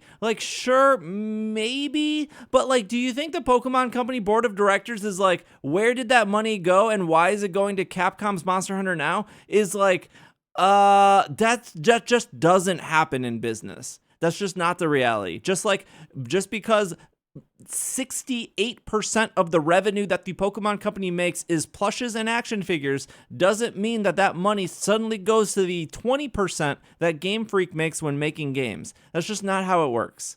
So I don't believe that for a second. Now, there might be we want to put more AR stuff into this, but you still have to show results to the Pokemon Company for them to be yes, go ahead and do that. And that might be possible where okay, we did power up Pokestops in Pokemon Go. That's where we spent the money. This is a product that we have with, and now we can just copy and paste these power up Pokestops into Ingress for power up the wormholes or whatever they're called in that game. Probably can guess the answer, but a lot of people have hoped maybe that remote raids would come back in a truly unlimited form as a great way to make a ton of money for Pokemon Go. It would make a ton of money. I've already proved this to you. What are the odds of the remote raid pass limit being lifted? I figured you might ask a question like that, It's for them. It's not for me. It's for them. That's probably one of the more common things I see online as well. Definitely nothing to announce at this time on that front. But what I will emphasize is, and I hope players can also appreciate this, even if it might come with some frustration on their side as well. But like I said, we do want to bring that mission forward with us at Scopley, of getting people outside and exploring and fostering these in-person social experiences. And so if you're thinking that Pokemon Go moving to Scopley all of a sudden means that you're going to be able to get the full Pokemon Go experience. That's pretty cool, couch, Panda. That's not going to happen, and that's not what makes this game special. There you go, chat. There's your answer. Yeah, I don't have any specifics to share on the remote raiding with us at Scopely, of getting people outside and exploring and fostering these in-person social experiences. And so if you're thinking that Pokemon Go moving to Scopely all of a sudden means that you're going to be able to get the full Pokemon Go experience from your couch. Let me summarize this for you. The reason you will never get a full Pokemon Go experience from your couch is because the Pokemon Company does not want that. And the Pokemon Company has the final say. I've said this over and over again. And if you want a Pokemon experience from your couch, the Pokemon Company has plenty of other games that they would love to sell you. And that's really the answer here. And that's it. Like, you're not going to get the full experience because they want to keep those products separated. That's not going to happen, and that's not what makes this game special. But yeah, I don't have any specifics to share on the remote raiding piece, but I just wanted to, emphasize that the parts in my mind that keep this game and this community as vibrant and special as possible are the things that we want to lean into and make even better. Everyone jump into a union circle. Yeah. I mean, this kind of relates to the last two questions. In terms of has it been an hour? Building community, bringing people together. You've always been part of the live events team. Mm-hmm. How do you see that changing or improving as far as funding maybe for live events? I know that I don't think I've ever talked about this, but there was a point where there was no community ambassador program. I think there's a couple community ambassadors in chat right now. But obviously the community ambassador program is pretty new in the grand scheme of Niantic things. And when there were layoffs that happened, a lot of those layoffs, I shouldn't say a lot of those layoffs, a couple of those layoffs, maybe 3 or 4, were people I would directly interact with. There was a person who was helping me plan my hotel for Japan.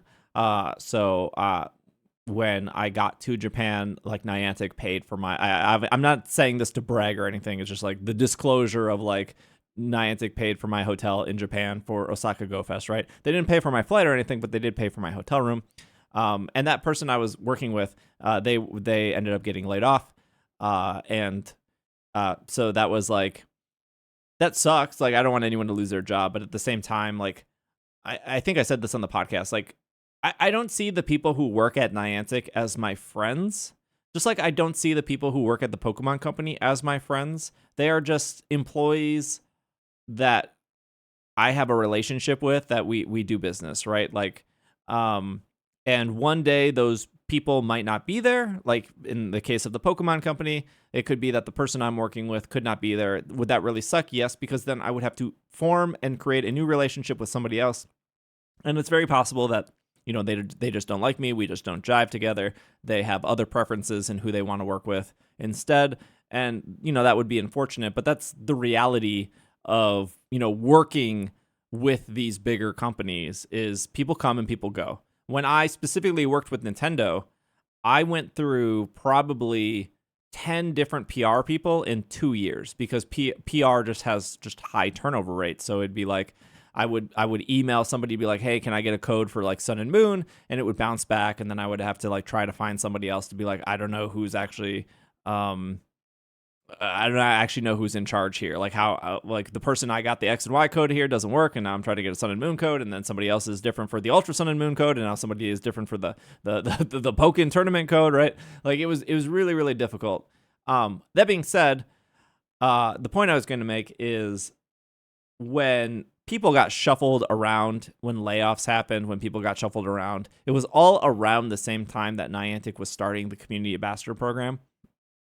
And I still think to this day, them moving more resources from creators to the Community Ambassador program was the correct move. And I'm sure there's tons of creators that probably hate that I just said that. And I'm sure there's tons of creators that are upset or feel like Niantic doesn't give them the same amount of attention they used to. But I think in the sense of growing the game and making sure that actual people who come out to these events feel like they have a place to go and feel like they're supported and feel like they can find other players to play with, I think was the correct call. And and I think that focus from like, yeah, we still work with creators, but we're putting more of a focus into our ambassadors was 100% the right call. And if that means that like creators, I don't know the logistics of that. Like, I don't know if that means like, well, we had, $10,000 a month for creators, but now that we have the ambassador program, we have to cut, and now we only have $5,000 a month for creators and $5,000 a month for ambassadors, because ambassadors do get things. They get like stickers and merch, and they do get, then they get somebody's time, right? They get somebody, if not multiple people, on salary. That is an investment that they have to make. But I think it was the right call. I think the ambassadors are incredibly helpful, and I think Niantic made the correct choice into not like pulling back from creators, but moving things around where ambassadors did see a lot. Like a lot of benefit for other people outside it. I think at the start of the game, you would probably say like, I think there is value in creators in the sense of like reporting on news, giving updates, explaining complicated things in the game. I think that is valuable. But I think what is more valuable, and maybe at the start of the game, you would have like creators show up, and then people would show up, and then ideally they play together. But I think because creators have their own best personal interests and their own agenda, which is not wrong. Got to pay your bills. You got to put out your content as fast as you can. You got to do all your stuff. That it did take away the sense of community of like, well, I came to this event to see so-and-so, and I had to wait 3 hours in a line, or they only played for like an hour, and just like having ambassadors be there, incredibly valuable, I think, for sure. So I'm glad that Niantic has. There's my one good thing I've said about. No, I've said a lot of good things about Niantic, but I sincerely think that's one of the better things they've done. Is the ambassador program. Said the Go Fests this summer are going on as normal. Yep. Do you think we'll see an increase in live events, a change to live events in any way? What do you have for us on the future of that? Yeah, I think to be determined on specifics there, but at the base Sometimes level, I have okay takes they're over. not gonna, go down by even a millimeter. So I would say you can expect either the exact same amount of investment or more. And if I were a betting man, I would say, even more investment there, because like I mentioned, that's one of the two areas that Scopely has told me time and time again that they've been really excited about with Pokemon Go. It's like how incredible of a community we've been able to build, and also how fascinating our live events have been as sort of this, almost industry unicorn. I mean, I think we've kind of gone over this. I think that's correct. Creators can also be surrounded by their echo chamber in their own communities, which is oh yeah, you're right, Blades. You're 100% correct. I think especially with like smaller creators, and there's nothing wrong with smaller creators, but let's just say you're a smaller creator with a community of like 20 people. That's not like a really good sample size of how the general community feels. I would even argue like going specifically to Sylph Road is not, although like Sylph Road is aware of it, right? Like Sylph Road is very aware that they're in the minority, that they are hardcore players in the minority. But if you were to only go to Sylph Road to get a read on the community, you are missing the majority of the community. So I think, yeah, sometimes I agree with you, Blades, 100% that smaller creators, they have like the small echo chamber of like, well, my group really likes raiding, or my group really wants this specifically. I hope they expand. I think you just have to apply. I don't know. I know there's hoops you have to jump through, but I don't think like just because you're in a smaller town doesn't mean you can't apply. Didn't Go open officially in Saudi Arabia with Mewtwo raids? Yes. I think Saudi Arabia Pokemon Go made its debut in Saudi Arabia about a year ago. Yeah. This point here where I do like this point, 3 weeks ago or however long when I was in LA and I talked about the Scopley deal, I said the thing that worried me the most, or the thing I was concerned about the most was, if you're looking to cut costs, I feel like cutting live events is a big cost saver. I mean, you have to pay all of those people to show up, you have to pay for the venue, you have to plan that weeks in advance, and so to hear that Scopely actually loves the live events and they want to know more about it, I think is really I think that's my favorite takeaway from this. It makes me optimistic of because I thought the opposite. I thought that they would actually not want to do the work of live events. But I think if there was anything that would be monetizable more, I think it would be live events. I could see live events being cut next year. No, I don't think the Pokemon Company would ever allow that to happen. I think the Pokemon Company would still force live events for sure.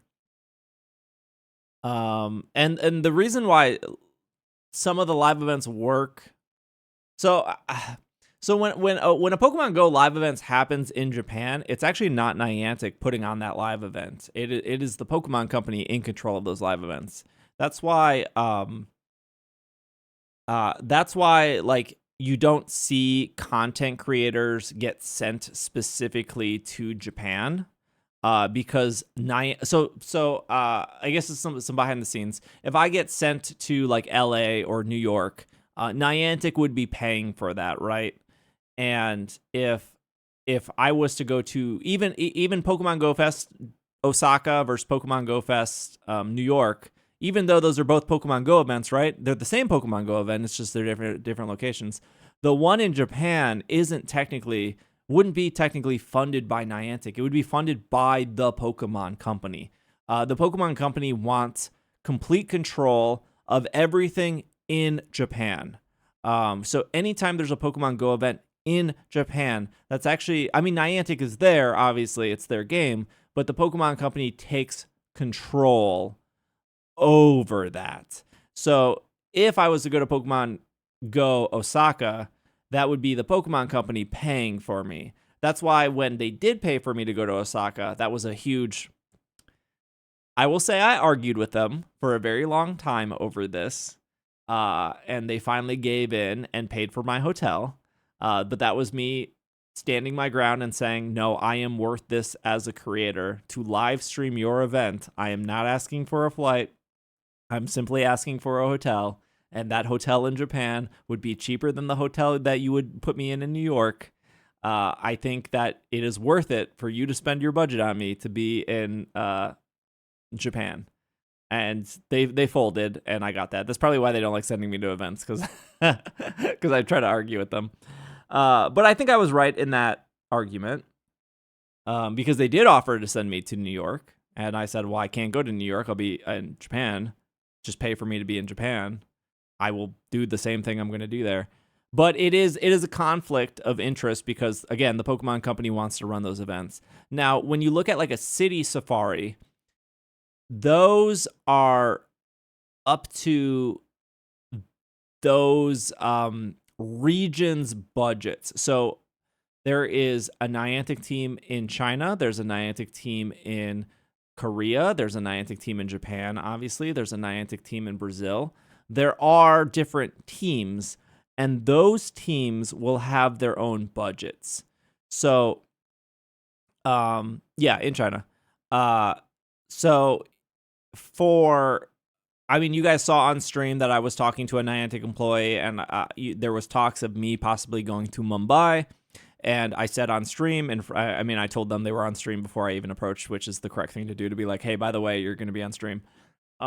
And we talked about how that deal fell through. It was just that that Mumbai, their budget got changed. They didn't have enough budget. The budget maybe went to a different creator. They didn't have enough budget for me. Therefore, they couldn't offer for my flight and hotel, which is fine, whatever. Like I said, things happen.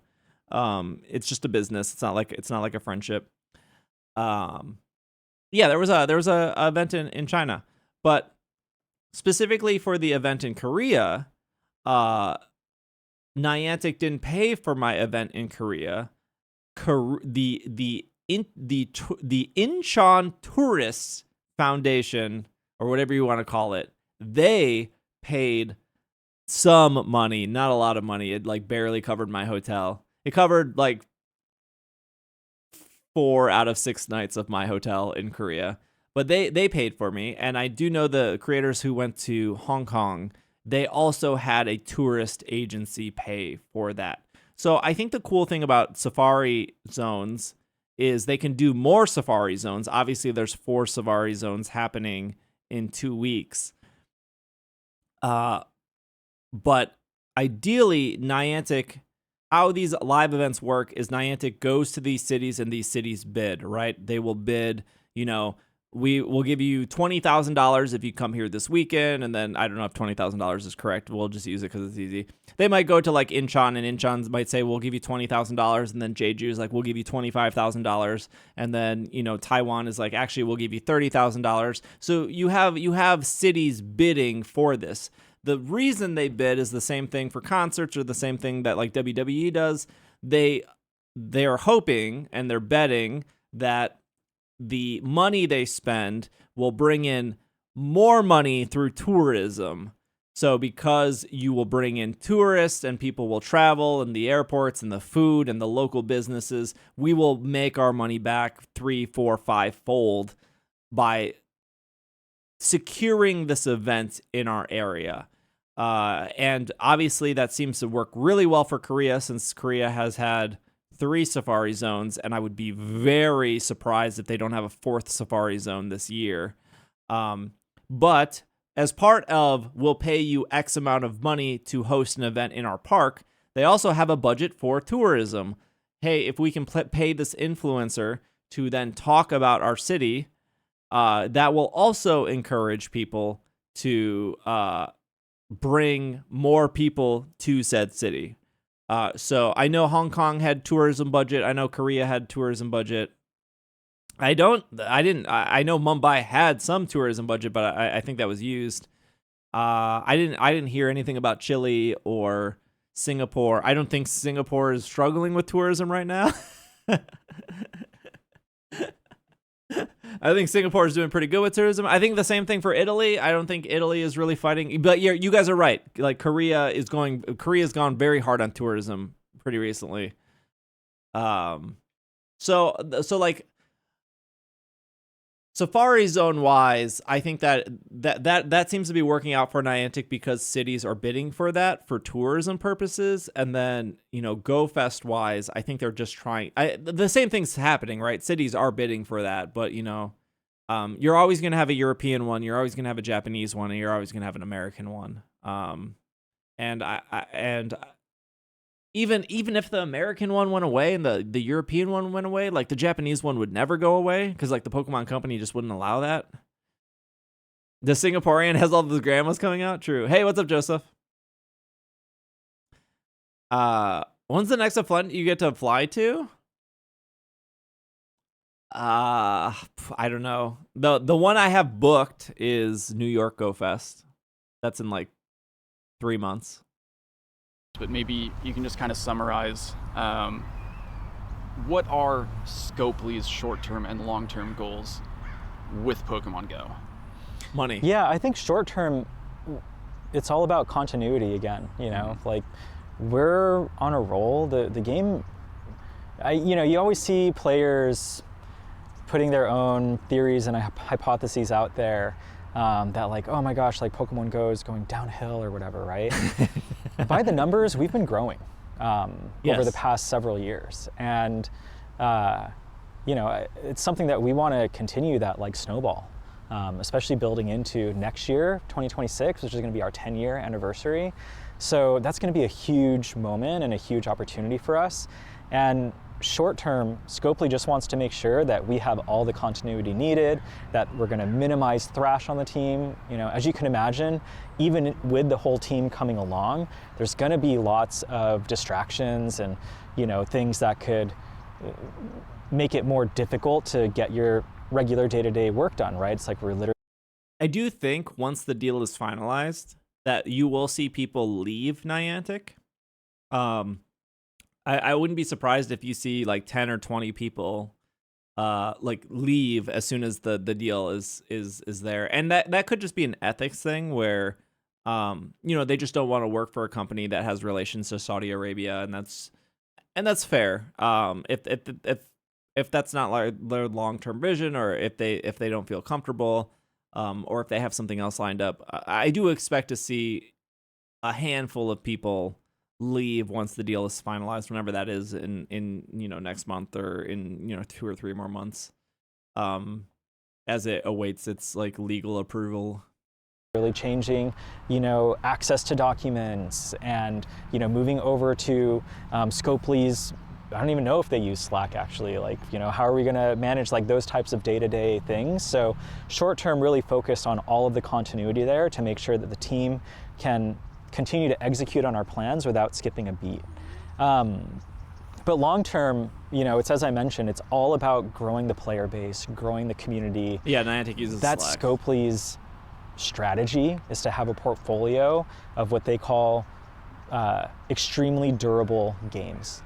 And I think, if you actually look at the existing Scopely portfolio of games, what I find really interesting is so many of those are games that have been thriving for many, many years themselves. And that's rare. Team Connect. There are lots of games, especially in the mobile space, that can be a blip, and then, a couple years later they disappear. That's not the case with many of Scopely's products in their portfolio, and I'm stoked to add Pokémon GO to that list of these long-term, enduring franchises. Yeah, I hope so. Forever game. Yeah. Okay, here's an interesting one. I don't know if you can answer it, but sure. I'm going to ask anyway. Are there any... This entire combo is very PR friendly. He was never going to come out and speak negatively. I don't know if there's a lot to speak negatively about, right? Like, I mean, like, I'm pausing it to give you guys like my insight, because I do know a lot of what's happening behind the scenes.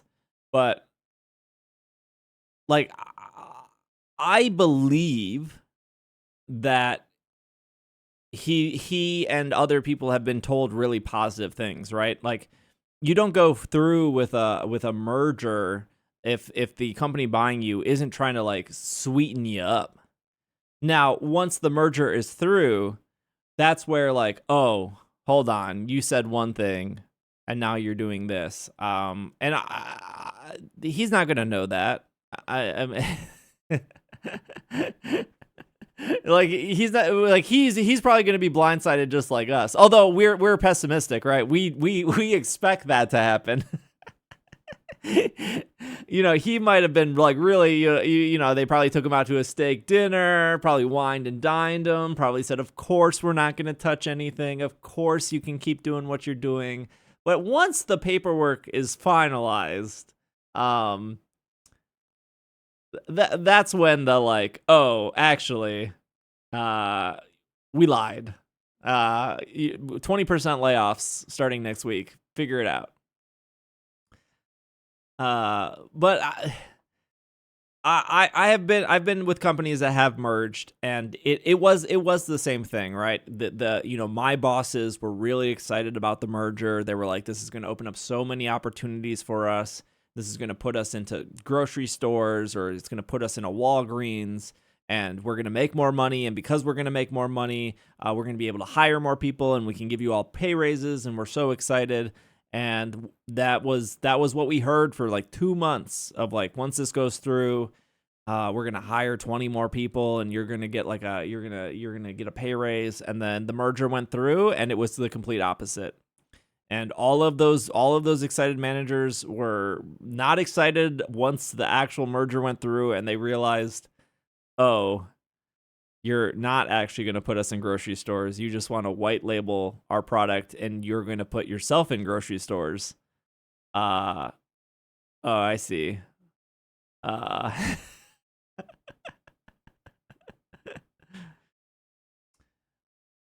Features that you or the design team as a whole has wanted to implement that maybe Niantic But again, my optimism, which I'm not very optimistic. I hope that's very clear. My optimism is what I've proven to you guys time and time again is that the Pokemon Company is technically in charge and Niantic isn't. So the question is, I don't think there's a question. I think the reality is how good is the Pokemon Company at bullying other companies?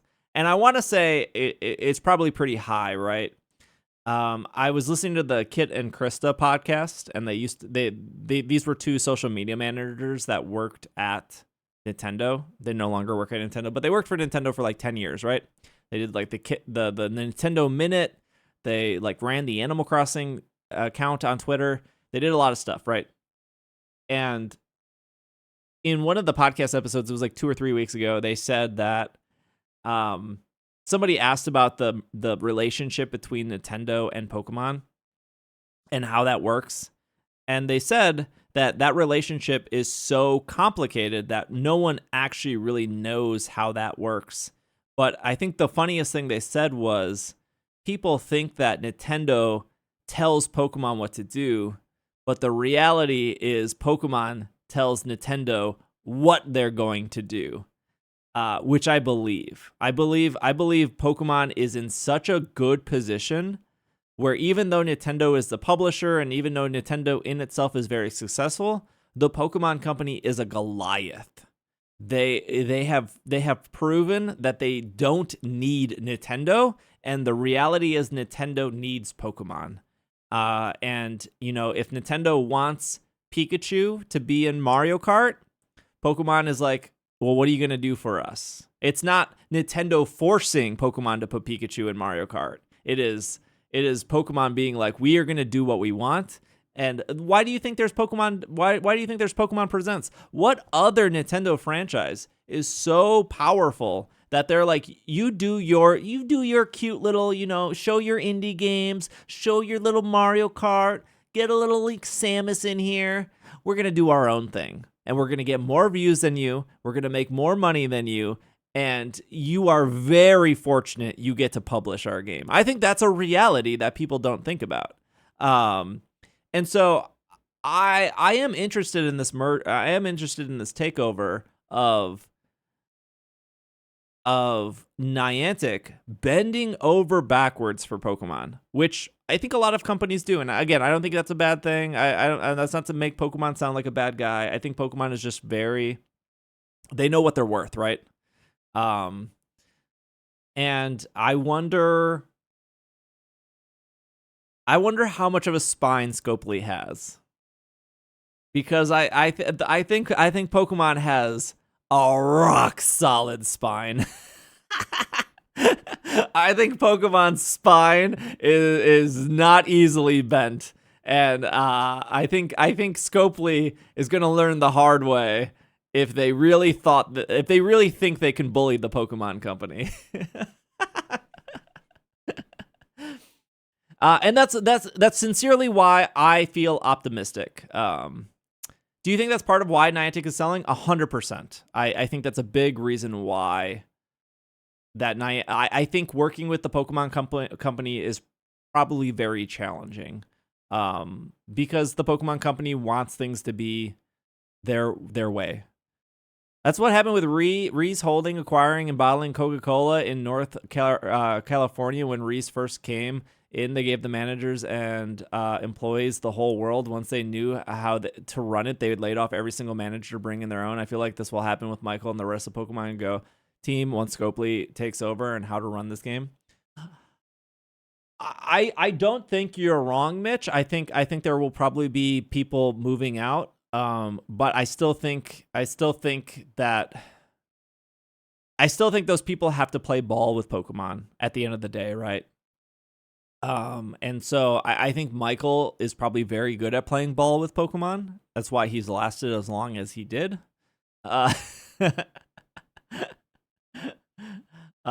But I can definitely see people leaving, but I think I mean, you guys have all said Michael's really good at PR, and he is. I mean, he's very well rehearsed here. But I think he knows how to play ball with Pokemon, and I wouldn't be surprised if John Hankey wanted to play ball and was just kind of sick of it. And you already know CEOs don't like to work, and that's why he doesn't like. He's like, you guys handle it. I don't care anymore.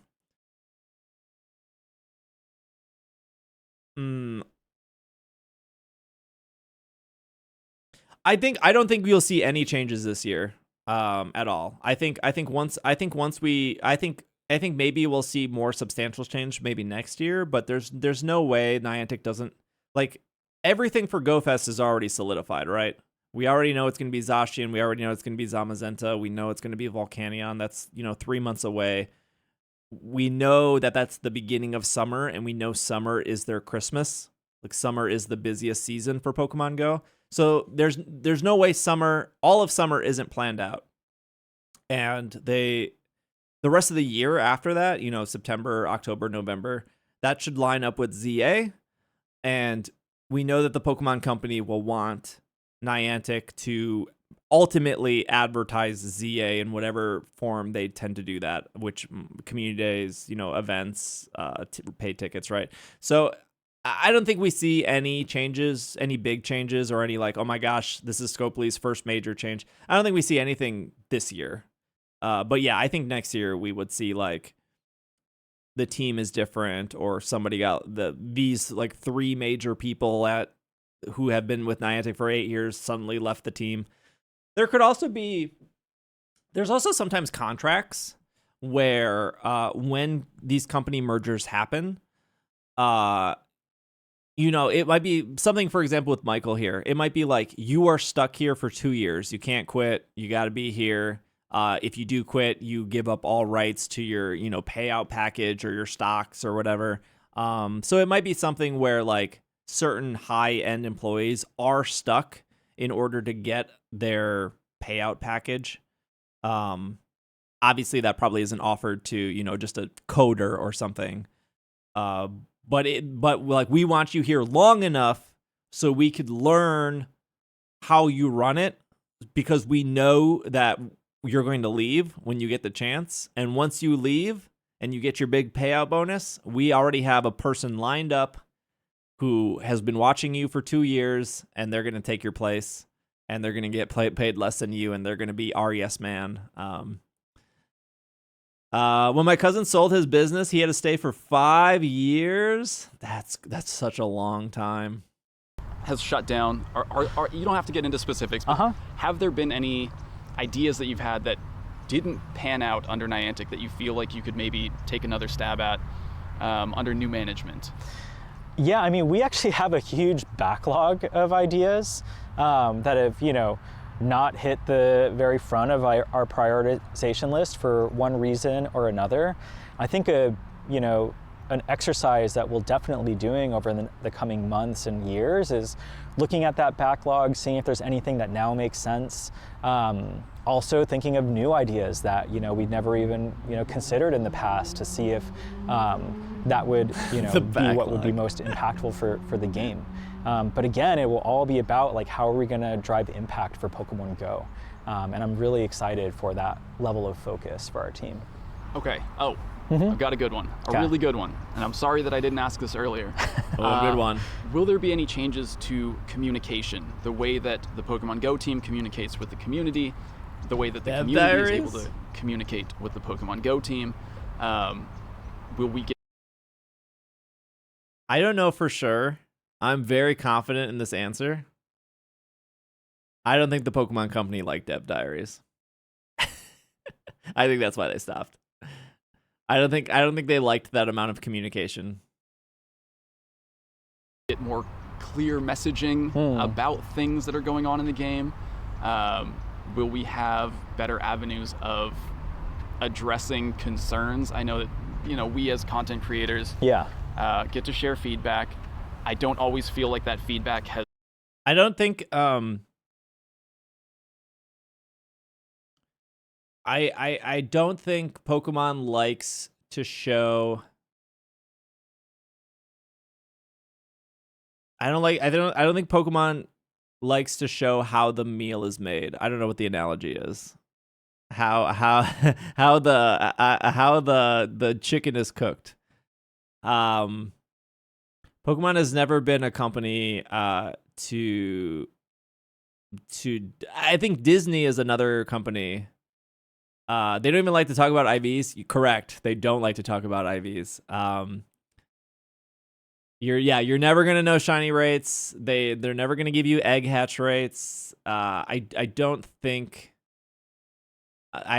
they like to show how the development process is really happening behind the scenes. As long as my boy Meryl gets a community day, that would be a fun one. Hello, Neil. Gone anywhere beyond the message that I sent. Yeah. Bug fixes. So will that change at all? It's not a bug, it's an oversight. Yeah, so the current open channels of communication that we have to creators, to community ambassadors, and then also, the feedback that we get through social media or through our help center, none of that is changing.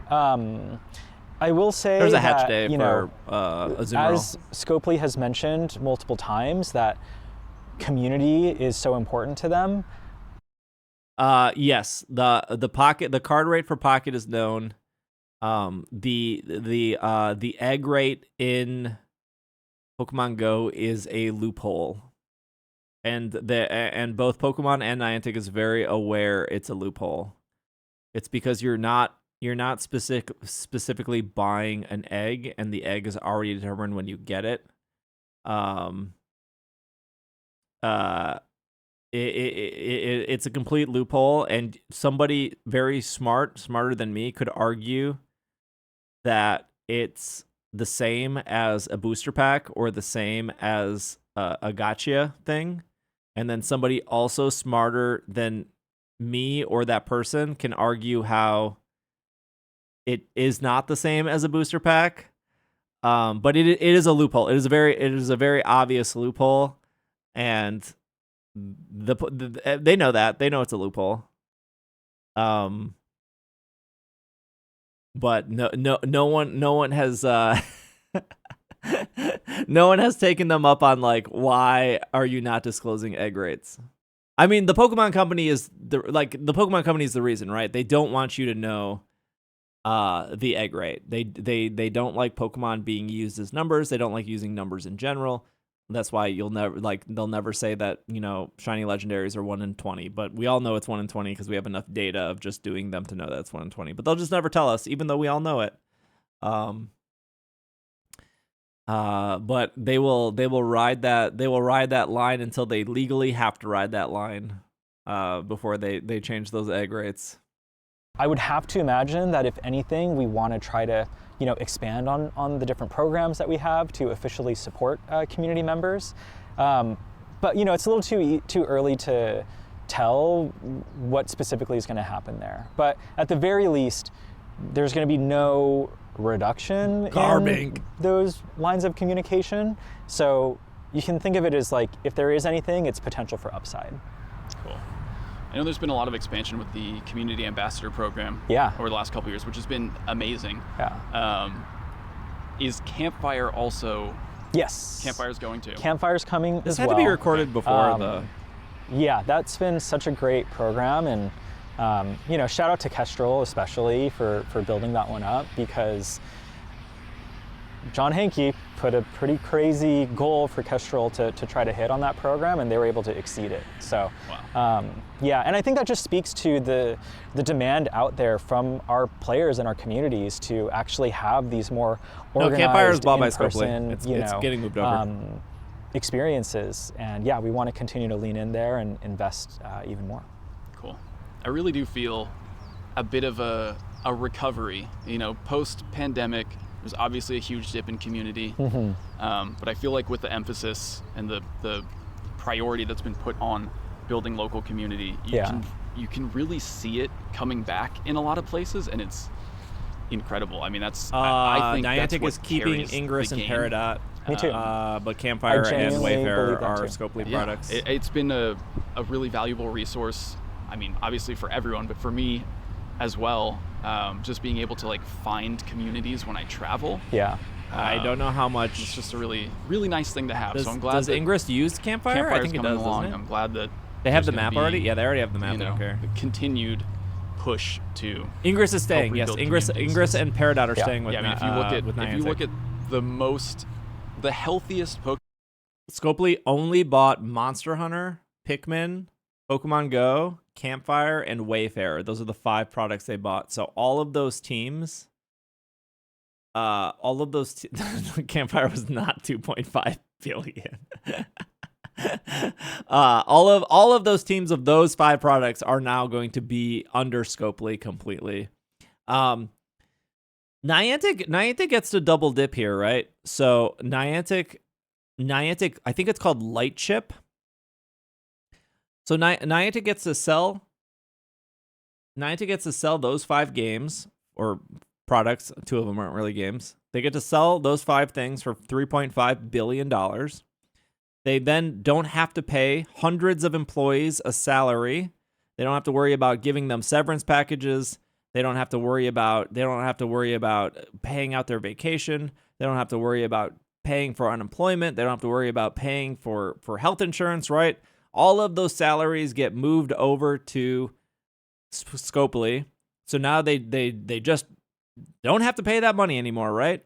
They get $3.5 billion, and because of how Lightship was sent up, Scopely will have to be paying Niantic money to continue using the maps that Niantic used the last 10 years of our data to create throughout Pokemon Go and Ingress and Harry Potter and Pikmin. So just like how Kick.com or whatever it's called, wherever all the reject streamers go, Kick uses Twitch's base platform. So Amazon can sell Twitch frameworks to other companies so they can make their own Twitch. So that's what Kick is running off of. Kick is just Twitch with a green overlay. And so Kick has to pay Twitch to continue using that back-end product. And Niantic built that out with Lightship. So even though they're selling everything to Scopely, Scopely will have to pay to continue using the mapping information back to Niantic. So like John Hankey is sitting very pretty to put $3.5 million in his pocket, get rid of a bunch of employees that he didn't really want to pay anyways because he didn't really like games, and he gets continued revenue from Scopely to license out the mapping software. It's kind of a crazy deal that like maybe John Hankey was feeling insecure compared to Bezos and Zuckerberg, I guess. Pokemon Go communities, there's always some kind of central leadership. There's someone or some group of people who are really invested in bringing people together. Yeah. And I mean, that's what the game's always been about. Yeah. And that's what it's best at, I think. I think so too. Awesome. I think we've covered Are you just glazing about up Niantic everything. right There's here? a lot of questions here, but I think we've done okay. Yeah. So hopefully that answers questions Should that still feel everyone has insecure. out there. But John Hankey's not a billionaire. He's just a millionaire. If people want to comment with stuff, I'm sure. Could I follow up with you for? Oh, for sure, yeah. And I'm a serial lurker on the internets. So even if you don't follow up with me, I will be reading the comments and good luck. Yeah. Well, this role, I think you need to come with a thicker set of skin than others. Yep. But it's it's stuff I'm really passionate about, and I really want to take in the constructive feedback along with the complimentary feedback, I guess. We should make a dark blue Twitch. Cool. I'm glad. I feel good about this. I was reading some comments online about maybe other communication and people endorsing that communication. Okay. And feeling obviously skeptical. Yeah. I'll be honest, I do feel cautiously optimistic, but still skeptical. I can't help it. I mean, that's the world we live in. Oh, for sure. It's gotten me to where I am today, and I feel like I'm okay. So a little bit of critical thinking is always welcome. I mean, like I said earlier, there's probably nothing that I could say in this conversation to you who, like, we've known each other for many, many years now, but especially to folks that are tuning in that I've never met personally, that would fully remove any type of skepticism that they might have. But I just, at least wanted the opportunity to chat with you and share what my view of this is. And I'm, it's in my best interest to make this game as amazing as possible and grow this player base as much as I can. And I don't just mean that in terms of, for my career. I mean that as someone who genuinely, like, Pokemon Go has become a big part of my life. And it's more than just a job for me. It's my passion. I spend way too many hours, playing this game. I'm already trying to teach my 2-year-old how to, throw a Pokeball. That was way hard without dodging. I know. I wish they would fix the dodging. But yeah, myself, Ed, the rest of the Pokemon Go team, especially the folks who have been privileged, like myself, to have met Scopely leadership and whatnot over the past several months, we would not be making this decision if we felt that it in any way jeopardized this game, this lifestyle that we've spent the bulk of our careers building. That is way more important to us than any type of financial outcome or anything like that. And it was broken for Ico. It was really good to annoying. be healthily skeptic about anything, but I genuinely think that this is a great thing for Pokemon Go, and I'm excited. I'm very optimistic for the next several years. And if you or anyone else ends up hating it, you can come straight to me and say, Michael, what the F are you doing? And I'll take accountability for that stuff. But yeah, I don't know. I'm okay, Michael. I'm pretty stoked. I mean, if I end up hating it, I'll probably just quietly disappear into whatever other channels. I don't want that either, So, but I mean, I think that's probably my final piece to everyone is, like, things are changing, things are staying the same, things are trying to stay the same. Wait and see. The mushroom is a scam. You don't have to overreact now. Never buy into the Obviously, mushroom. if anything happens that you end up hating, at any point, if the game becomes stressful or unfun to you, I've said this for years. Sorry, Michael. I'm sure you would agree, though. I do. If at any point you don't enjoy it, it's okay to, like, take a break, step away, quit completely. Yeah. This is, at the end of the day, a luxury hobby that we all have the privilege of enjoying. So if it becomes too much, whether that's for any reason, put it down, take a break. But I appreciate you taking the time. I appreciate you as well. I know you just got in from a big international trip, so hopefully you can get a little nap after this. Great segue. I'll be editing that video soon, and you can watch it hopefully within the next week or two here on the channel. Awesome. Thanks for the plug. Yeah. Last question. Who leaked the news? I wish I knew. But it's one of those things where, in hindsight, I actually think it was weirdly a good thing. Yeah. I'm not talking about from like a player perspective or anything, but even internally, I think it helped folks process this before. Yeah, okay, sure. Here's the blog post from Scopely. So Campfire, Wayfair, Pokemon Go, Pikmin Bloom, Pokemon Now, and then the team, the games team. I don't know how many employees are on the games team.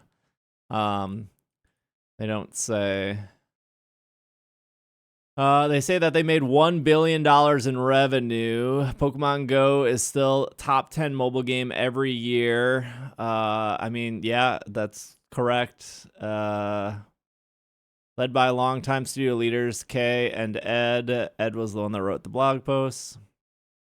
He leaked it.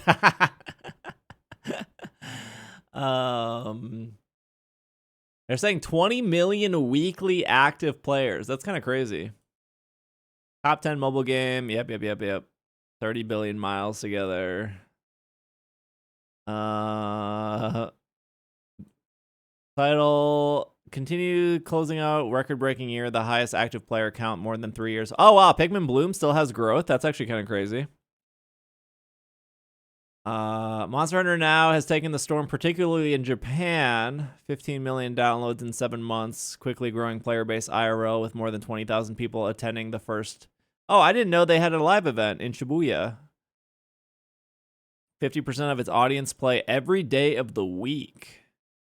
Campfire and Wayfarer, social companions and services dive deep across. Campfire connects local players. These apps represent. What are you doing over there? Yeah, I know you're being bad.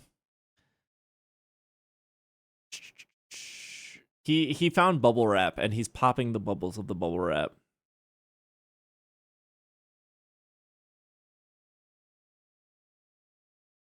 He's being bad. He found the bubble wrap. Okay, chat. It took us 6 hours to get through a 50-minute YouTube video. It's 10 o'clock. I'm gonna go eat some chicken nuggets that I have in my freezer. I like Pikmin. I like Pikmin Bloom a lot. I think Pikmin Bloom's really great. I might start playing it again this summer. No, they're just frozen chicken nuggets. You think I have McDonald's chicken nuggets in my freezer? You think I'm going to McDonald's and buying like 40 nuggets? I could actually. That's maybe not a bad idea. Bad to the bone. YouTube video on this? Not a bad idea, actually. I don't even know how much 40 nuggets are. Kirkland? Isn't that what you get at Costco? Isn't that a Costco brand? It is. Yeah, I've yet to been to Costco. Taquitos. Chat, thanks for the fun stream. I'm probably just gonna, warm them. Yeah, I'm gonna eat raw nuggets. Thanks for the fun stream. I hope this was. I don't want to say I hope this was helpful or eased your concerns about this merger, because I don't think I've eased my own concerns about it. I guess it does make me feel good that I'm finally validated in a Niantic employee saying, yeah, Pokemon does everything. Don't worry, it didn't. Okay, great. I hope it gave you some insight though. Some more insight than just a press release. I was trying to at least give you insight of the way I think. So maybe hopefully that was helpful. I don't know. I appreciate you guys a lot though. It didn't ease mine. No, usually like a PR stuff like that never really helps. It's heightened our concern. Yeah, mergers are always real messy, but I guess we'll see. It's not like Niantic was an amazing company to begin with, so we can only go. I don't want to say we can only go up. I think we could definitely go down. But like I said, I think the Pokemon Company is I think the Pokemon Company has a real strong spine. So I think maybe Papa Pikachu will protect us a little bit if they care to do so. It's possible they don't care, but I think they do. I think they care. So anyways, love you guys. I will see you tomorrow. Papa Pikachu will save us. I will see you tomorrow. Have a great rest of your night. Be safe. Brush your teeth. Brush your hair. Thank you for all the support today, by the way. A big shout out to Courtney for the bits, Gamer Gal for the subs. I will see you guys mañana. Have a good night. Love you guys. Bye. Where's my heart button? Oh, here it is. All right, bye.